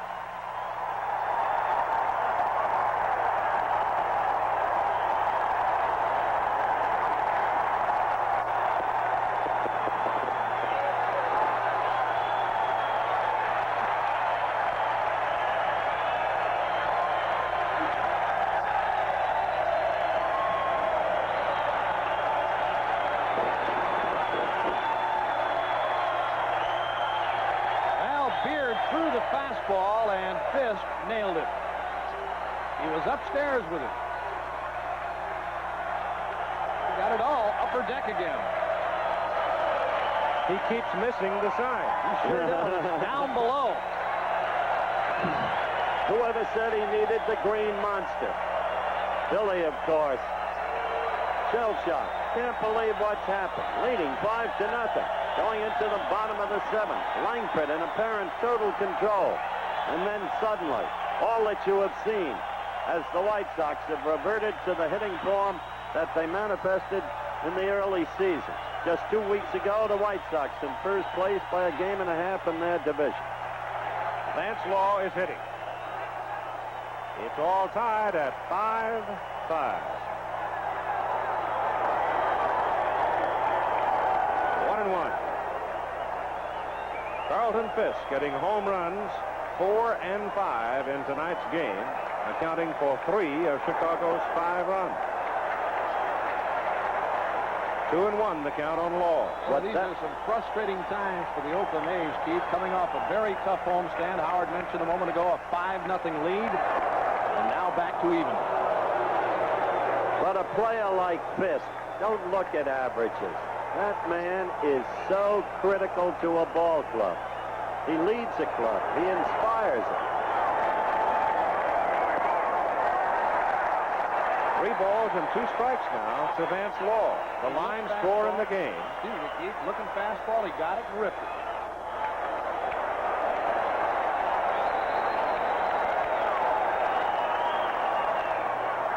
Punch foul. Right side. You commented earlier, Yukon, what a thoughtful man in his expression Fisk is. We were talking about the tragic death of umpire Lou DeMuro today. And he said, I feel much the way I felt when Thurman Munson died. Finish this in a moment. Ball is lifted out into center field for Wayne Murphy. He said, I have as much love for a worthy adversary, speaking of Munson, as I have for a dear friend. And in Mr. DeMuro's case, he was never an adversary. He was always in command of the game, a perfect gentleman.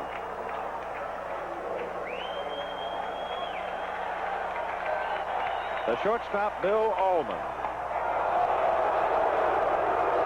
Low bridge, ball 1. A breaking ball that time, a slider that got away from Beard up around the bill of the batting helmet to Allman.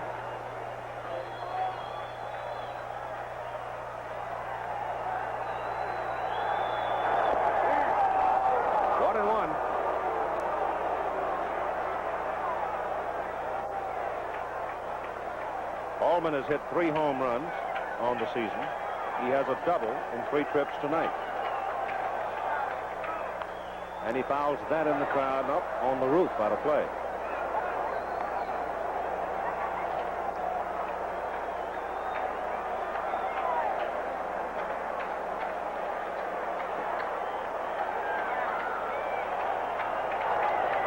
One out as Allman takes it to make it 2-2. Ron LaFleur is in the on-deck circle. Bottom of the 9th inning. High ball game, 5-5. It's turned out to be a dilly. There's Ronnie. Allman letting Beard work, goes to 3-2. He's really overthrowing, Keith. You see that back leg, his trailing leg coming across, and he's trying to overthrow, and he's becoming wild here. Not coming through. He is finishing upstairs, up high. That's fouled off. Swung at ball 4. Swung at ball 4, absolutely. It was high. You watch him come through with his follow-through. He's standing almost straight up in the air, and that back leg is really coming across instead of following through and planting down and pulling through his delivery, causing him to be upstairs. Sitting on a 3-2 pitch. You got to be looking fastball. Let her rip. Missed. So the winning run is on first base. Or the potential winning run.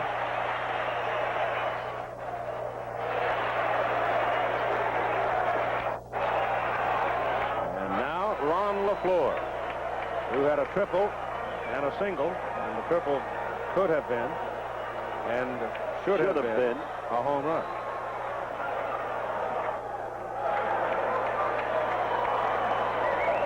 He did score after the triple. They pitch out. Allman's not going anywhere. Not a bad call by Jeff Newman. Allman with pretty good speed, and LaFleur can hit the ball to right field. Yep. That's where he hit his triple.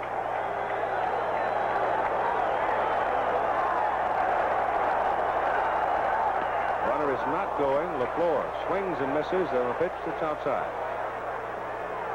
The Oakland pitching staff has now allowed 69 home runs this season. Only the Minnesota Twins have allowed more.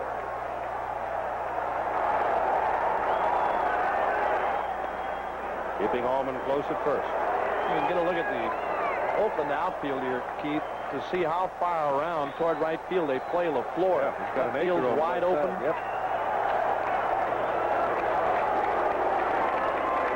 Center fielder Murphy. Look where Henderson is off the line and left. Now look at Murphy, well into right center, and Armas only about 60 feet off the line and right. The pitch is up high. So Beard now really struggling. 2-1. Home run by Fisk to tie. Got Law on a soft liner to center. Allman has fought. It's a 2-1 count for LaFleur.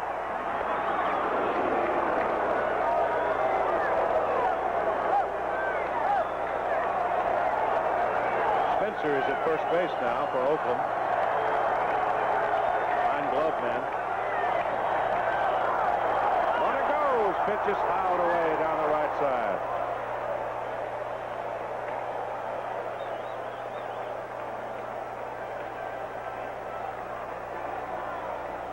LaFleur is seeing a steady diet of hard stuff. They're playing him around as we send toward right field. Anything off speed that's going to give him a chance to pull the ball.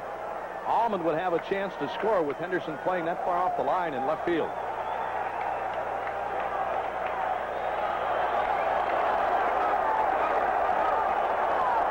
Does not go. LaFleur takes it on the outside corner for a strike, and he's out of there, and he's got some words for Nick Bremigan. LaFleur thought it was outside. Let's check it. It was a fastball from Beard. LaFleur may be right again. Call on strikes, I guess if you can reach them, they're hittable. And he could have probably reached it, but it might have been outside. It was outside. No, Charlie Lau's teaching him bat extension. Says the bat should be out by a half-inch further than it's been. All he's got to do is go to a 37-incher. That'll extend it. You've got two out now for the left-handed hitting Tony Bernasard, the second baseman.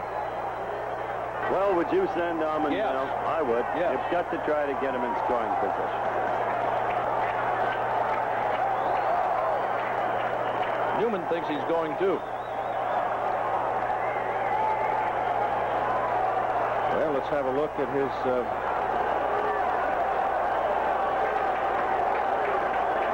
running. Ball is hit. Well to left. Henderson back there hauls it down. And so the winning run dies on base. And we're going to go extra inning. In Chicago, Oakland 5, the White Sox 5. What made Chevy Chevette the best-selling small car in America last year? All the standard features: reclining front seat, AM radio, shift console, white stripe tires, fold-down rear seat, and lots of other things. Is it Chevette's great gas mileage? A big 30 EPA estimated miles per gallon, 42 estimated highway. Could it be Chevette's low price? It's still one of the lowest priced four-door hatchbacks sold in America, foreign or domestic. That sounds like a tough value to beat. That's Chevy Chevette. Here's two good friends. Tonight is time to Hey, whoa! Camp's back there. Guys, after 3 days of nothing but fish, I look for a change of the menu. Besides, it's our last night. It's my boat. All right, so where are we going? I know a guy down here that serves up a really good steak and a terrific Lowenbrow. When you want the taste of a truly great American beer, tonight, let it be Lowenbrow. You guys have any luck today? Not until now. Let it be Lowenbrow. Wednesday. Something's very wrong. Hey! People are changing, and no one knows why. Ralph, what are you doing? No one but the greatest American hero.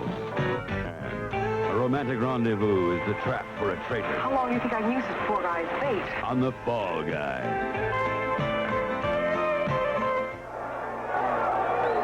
Carlton Fisk. What's the value of a man like that to a ball club? Well, you've seen him tonight. I asked Tony La Russa's manager that very question. Is Fisk your field leader? Has he become that? I think so, Howard. He is everything we hoped he would be, especially defensively. We needed somebody to handle our young pitching, and I think with the extra year that he had, you can see it this year. He has a better idea about our particular guys. Pre-game comments of the White Sox manager Tony La Russa relative to Carlton Fisk, whose home run in the bottom of the ninth inning tied the ball game at 5-5. The last time Pudge had 2 home runs in a single ball game was September 27 last year, and it was against these Oakland A's.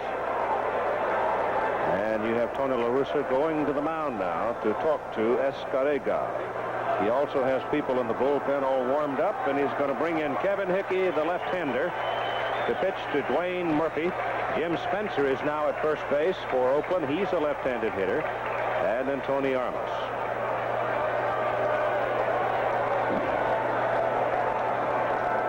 So Kevin Hickey comes in to make his 18th appearance of the season. He's been busy. He's pitched pretty well. And while he's warming up, let me tell you about Saturday here on ABC Sports. We'll have a history of the U.S. Open at 2:30 Eastern and Pacific, 1:30 Central.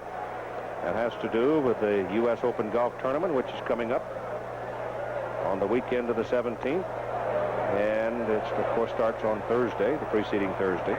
We'll have the Professional Bowlers Spring Tour, the City of Roses Open out of Portland, Oregon, followed by ABC's Wide World of Sports, in which you will see a WBA World Light Heavyweight Championship bout. Michael Spinks defending against Jerry Celestine.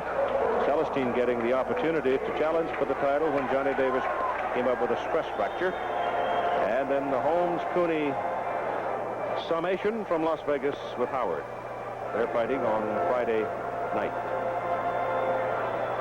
Parking lot at Caesar's Palace. Should be fascinating. Of course, Michael Spinks is kind of special. The most overlooked of the American fighters at Montreal, you'll recollect. Yep. He got bye after bye after bye, and we did a fun piece with him. Jim McKay did, showing his arm being raised in victory when the opponent wasn't there.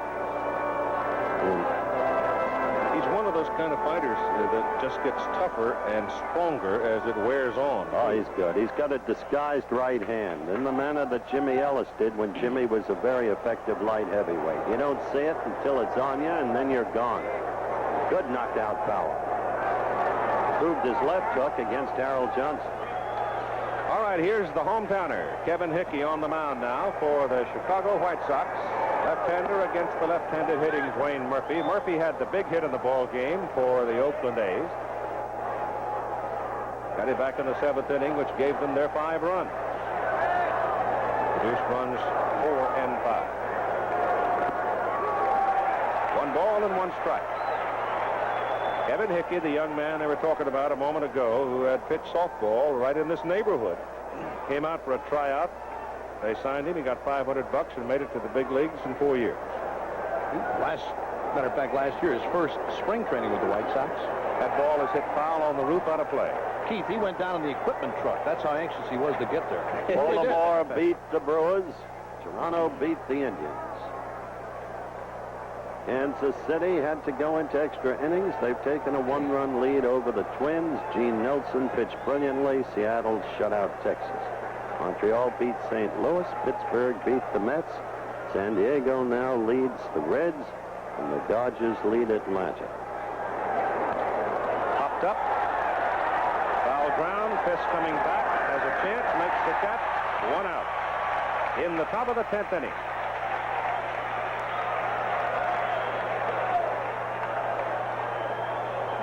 Now it is Spencer, Jim Spencer, coming out. He took over at first base in the bottom of the 9th in relief of Cliff Johnson.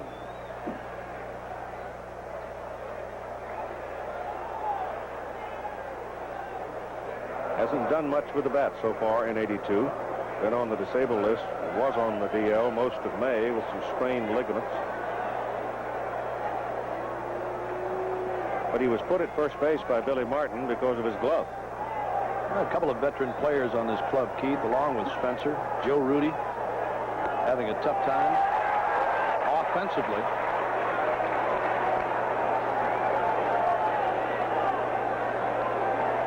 A lot of young people on this club, but there are a lot of veterans here, too. Yeah, they had to have Joe. Joe's played some first base. He had to go into right when Armas got hurt. Lopes played center field when Murphy was out of the lineup a couple of weeks ago. One strike pitch to Spencer is on the outside corner for strike two. Jimmy didn't like it too much.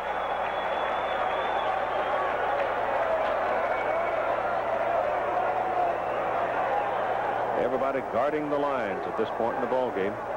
Extra innings, top of the 10th. One out, nobody aboard. Kevin Hickey, the third Chicago pitcher. Strike three, called.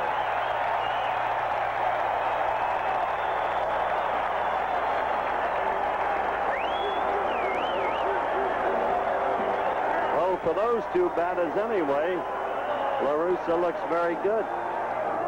Putting in Hickey. I don't know if this is a strike or not. If the pitch is high enough, it had the corner for Spencer. Hickey threw two of them back-to-back in the same spot. I don't think that's a strike. It is now, though. Tony Armas. With two out.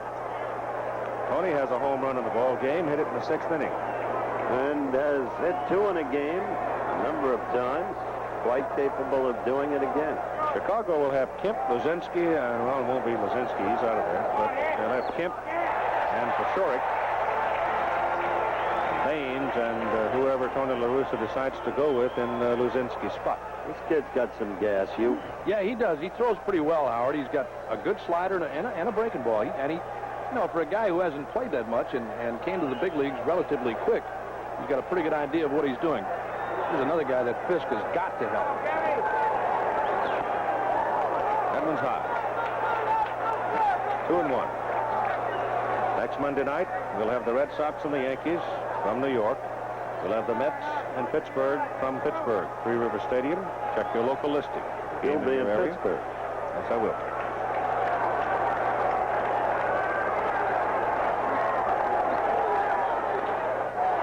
Big bouncer to the shortstop, Allman. He's got the long throw from the edge of the outfield grass, and he gets it. So a 5-5 ball game. We're going to the bottom of the 10th inning. Back with more after this word from our local station.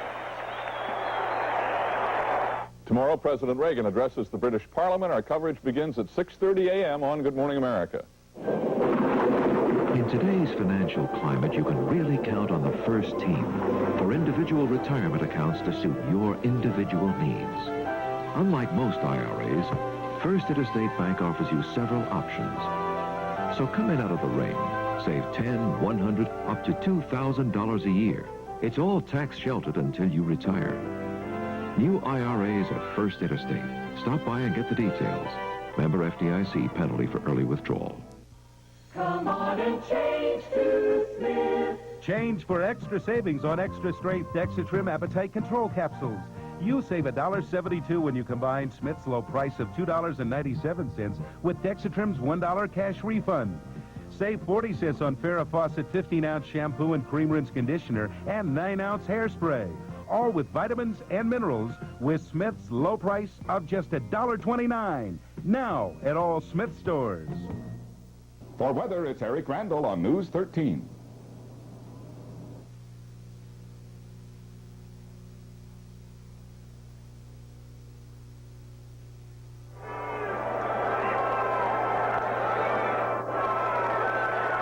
We go to the bottom of the 10th, and here are the people coming to the plate for Chicago. Steve Kemp will lead it off. Morrison right now would be the man in Luzinski's spot, and he's out there swinging the bat, loosening up. Then Pashorek. And on the mound, it is Dave Beard. It becomes now a question of how long Billy Martin wants to let this big right-handed reliever go. Well, that's what I was talking about earlier, Keith. He worked a couple of tough innings his first time against Milwaukee, then came back and started. He is working now in his third tonight. And as you said, it's a question of how long he can go and if he's going to lose it. And lose it quickly. Got a tough cookie here. Those fans out in left field are not uninteresting. They have some nice signs.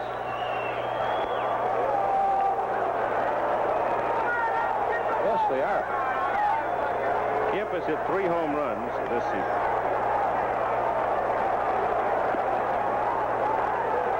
In the ball game tonight, he's hit 3 fly balls to the outfield. One of them a long liner, one of them a sacrifice fly. This is pitch right here. 2-0. Walks away shaking his head. Yeah, he's downstairs. Brimmigan has been downstairs with the calls all night long. But he's consistent anyway. Beard wants to throw inside. Now Newman called time. Newman put the sign down, and Beard wanted him to go inside with the target. Newman wanted to pitch away, thinking behind Jeff Newman's theory, the fact that if you give Kemp a ball inside, that he can really turn around and crank out of here, hit out of here, have a chance to hit out of here anyway. He can hit it for the distance. Please deposit baseball here.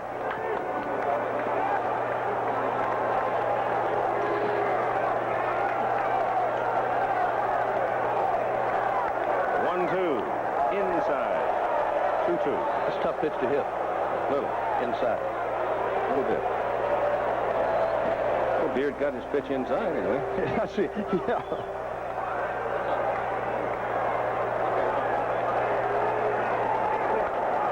That's a bouncer to the second baseman. Lopes throws him out.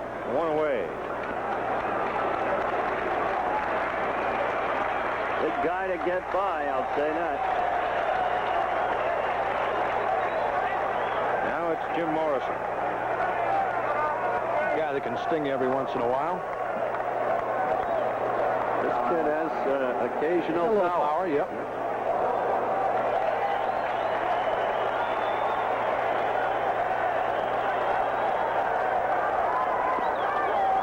Breaking ball. Good for a strike.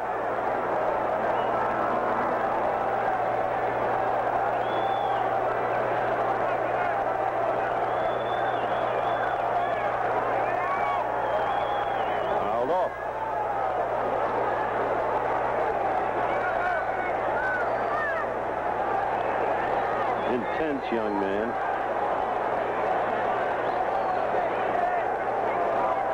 This game maybe up to Fisk again his next time up. Following inning. This time he may give it to the fans in the lowest one.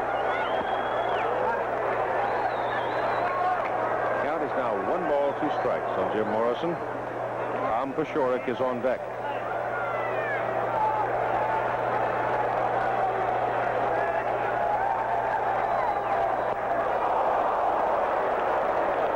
Morrison's gone. 2 down.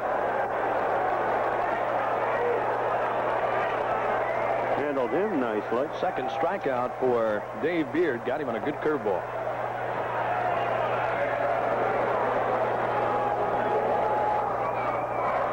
Paciorek with the happiest batting order in the Chicago lineup starting tonight at 3.27. Has homered 3 times on the year.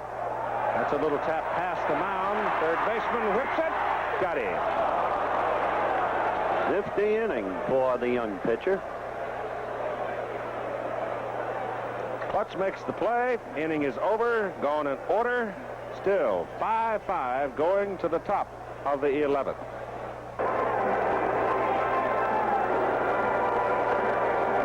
Second home run in the ball game by Carlton Fisk. Tied it in the 9th inning. The Chicago White Sox are right now looking at a very important time in their 1982 baseball season because they are in a stretch now of playing 32 ball games against Western Division opposition. They will not meet an American League Eastern Division team until the 5th of July.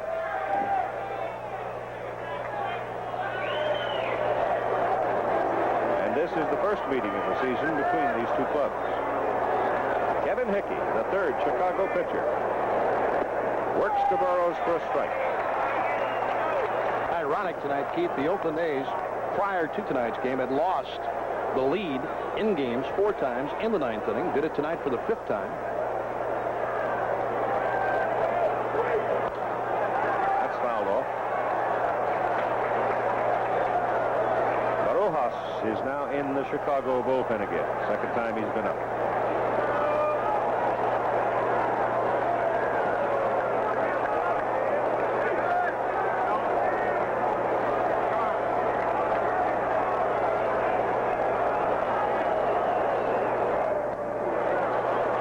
He goes high and away to make it 1-2. There's Salome Barojas, who has been the most active of the Chicago relievers.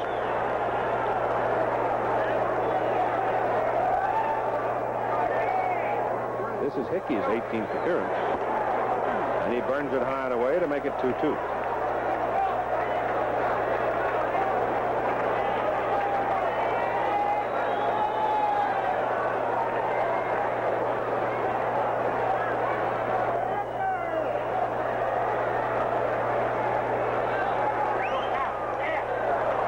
To the shortstop, Allman.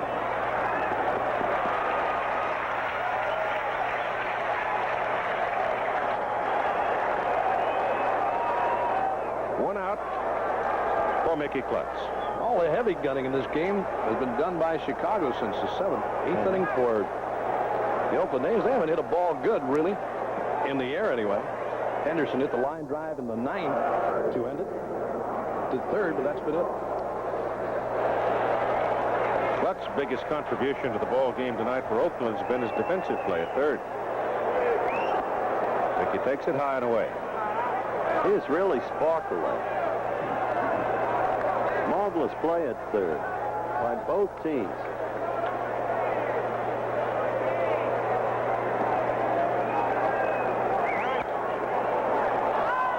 That's foul ball. One of the great pieces of baseball literature ever written was written by a remarkable writer who now lives in Dorset, Vermont. His name is W.C. Hines. And when he wrote about the October 3rd, 1951 Giants-Dodgers game, won by the Thompson home run, he focused in on the 2 third basemen, each of whom had remarkable games defensively, Billy Cox and Bobby Thompson. We've had something similar here tonight. In just one game of 162, you can suddenly focus in on some really extraordinary play. You look at this Oakland club, too. You got to wonder if Billy Martin is ever going to be able to go with a set lineup. High fly ball, left side. Kemp is there. 2 down.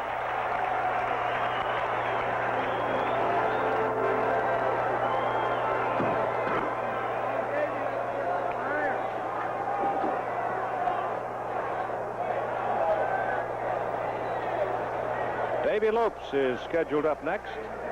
Will you admit, Keith, that I call this game for extra innings? Yes, how many is what I want to know. Yeah, how many? Tell us now, so we can order the hamburger. Might be 17. Egad. Davy Lopes. Ball 1 to him. Trout started. Escarrega followed him. Worked 3. Now Hickey comes on in the 10th for Chicago. Now working the 11th. And Barojas is up in the Chicago pen. And Hickey, who was throwing bullets when he first came into the ball game, is now fetching around, throwing softer stuff.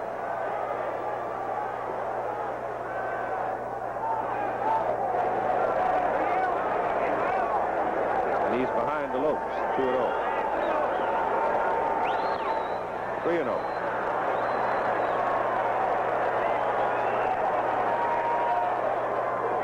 Starting to guide the ball a little bit. He's walked 15 in 25 and a third innings. So Tony's on the phone. Rojas ready? Yep. Just checking. 15 walks in 25 and a third. That's a pretty good ratio of walks. for innings pitched. It's now 3-1. With both teams struggling recently, this game takes on an added importance. Yeah, it turned out to be a good ball game, too. Even at this stage of the season.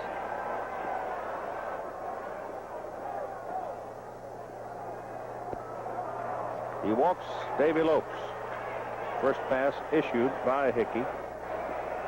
Now he's got to be looking at Jeff Newman. And he's got a tough cookie in this kid.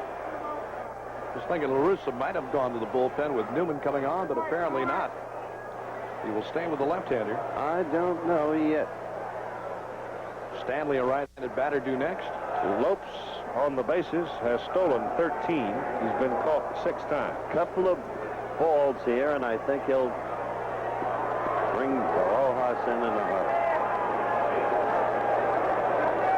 Absolutely, I would send Lopes now. I know what kind of a move Kevin Hickey has. We'll find out in a minute. Lopes is getting a good lead at first. Well, Newman had a downtown swing. Well, the information is that Hickey has a pretty good move. Lopes is getting a decent lead against him. If he throws his good one or not. Just the lob toss or his good move. A 5-6 step lead by Lopes. That's average. Billy Martin, Art Fowler.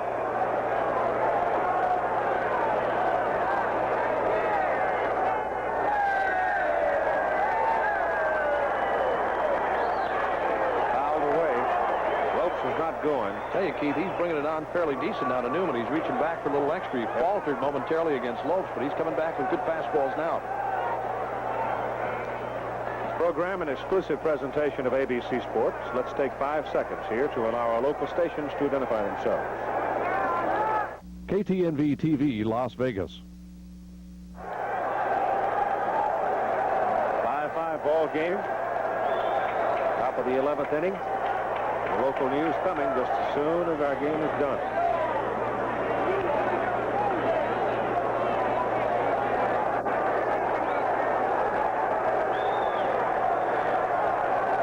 A 2-strike count on Jeff Newman, the Oakland catcher. Davy Lopes edges off first. He wasn't going. He was leaning back toward first base. He threw a pitch out that time, and not a very good pitch out either. Fisk had to come back down to grab it.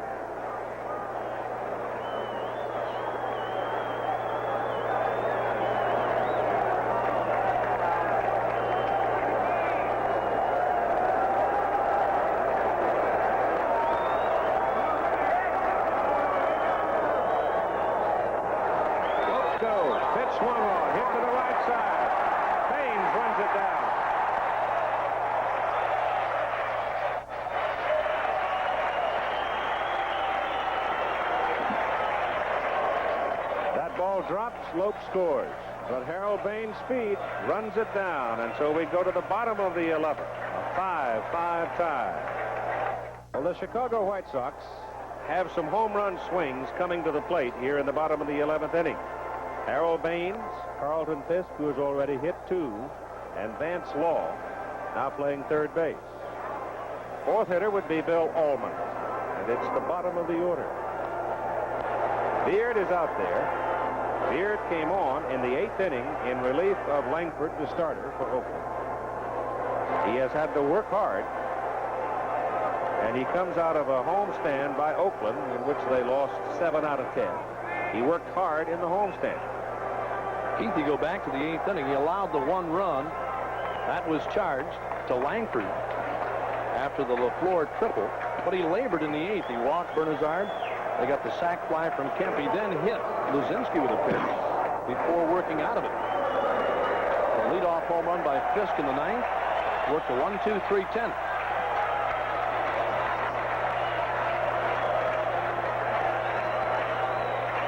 Well, Baines won one for them with a big one in Texas.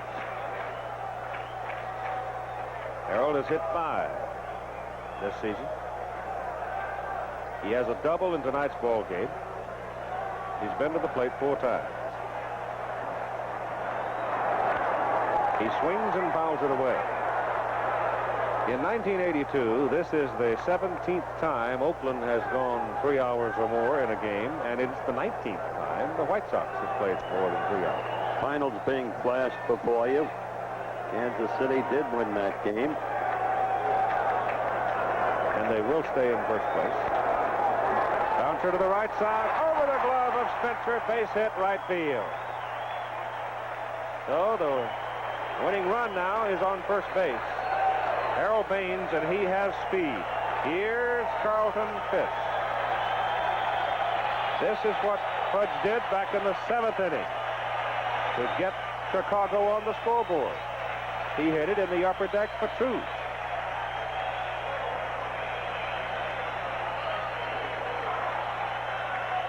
Then in the 9th inning, off Beard again, upper deck, tie, 5-5. You give him a shot here, Keith? You give him a shot here? And then have him lay one down or not? I think that would be reasonable logic. Why not? You'd have him lay it right down? yet. Huh? You'd have him lay it down? Let him take one whack and then bunt. I can see why you're not managing.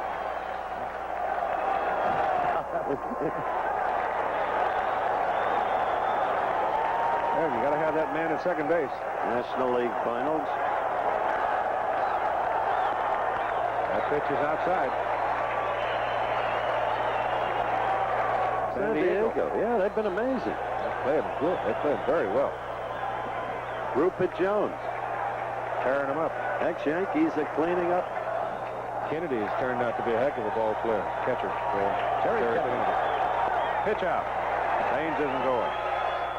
A funny call by Jeff Newman that time. He's put Beard now behind 2-0. He's in trouble now. In a situation where you've got to come in with a strike now, and Fisk with a chance to swing once, possibly before he does bunt. That's, I don't know, kind of a funny call, but see what happens here.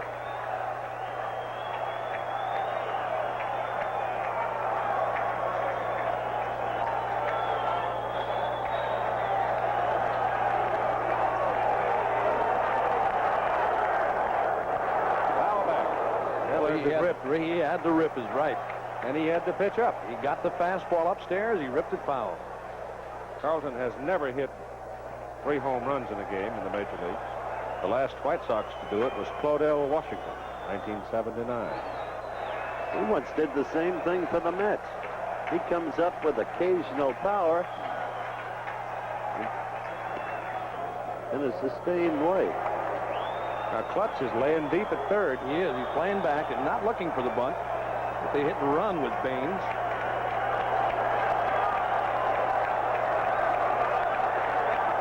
He goes. Pitch is swung on. Down the line. Base hit.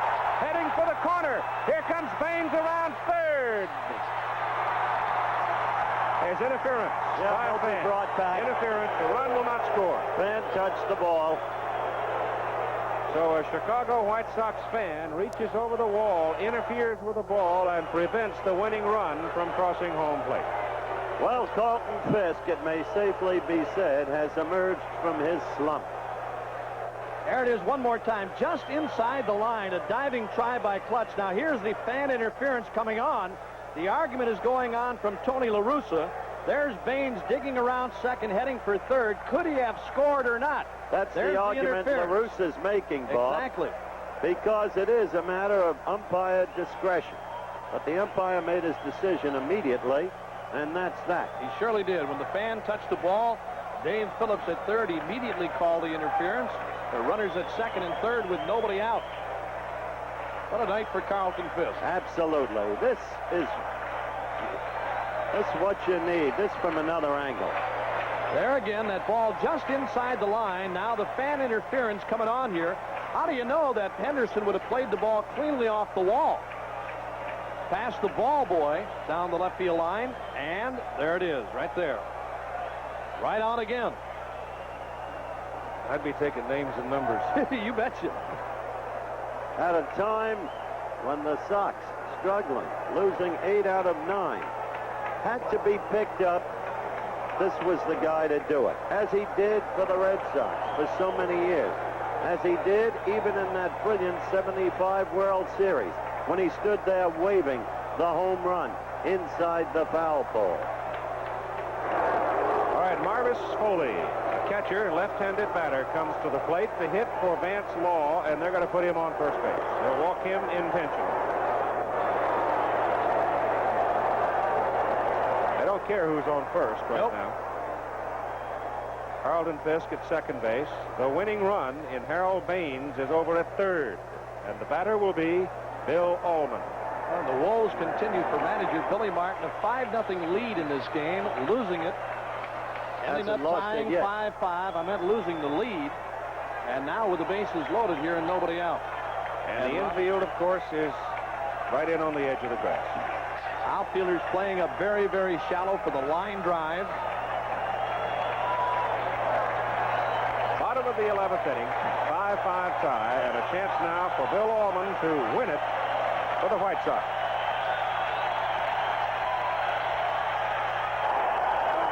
That's a strike. Tentative swing on it, and it was a swing. There's the man, Harold Baines.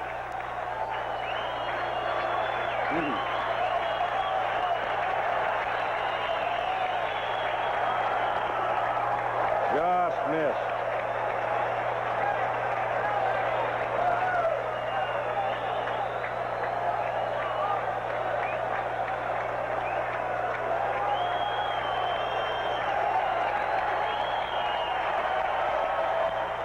That's it. The White Sox win 6-5.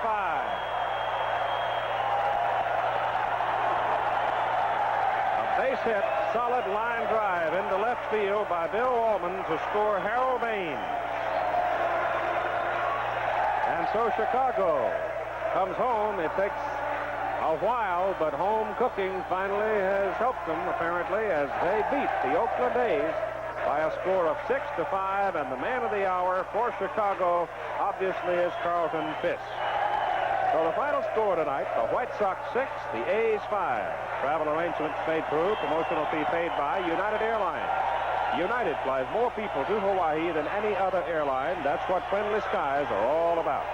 ABC's Monday Night Baseball has been a presentation of ABC Sports, recognized around the world as the leader in sports television.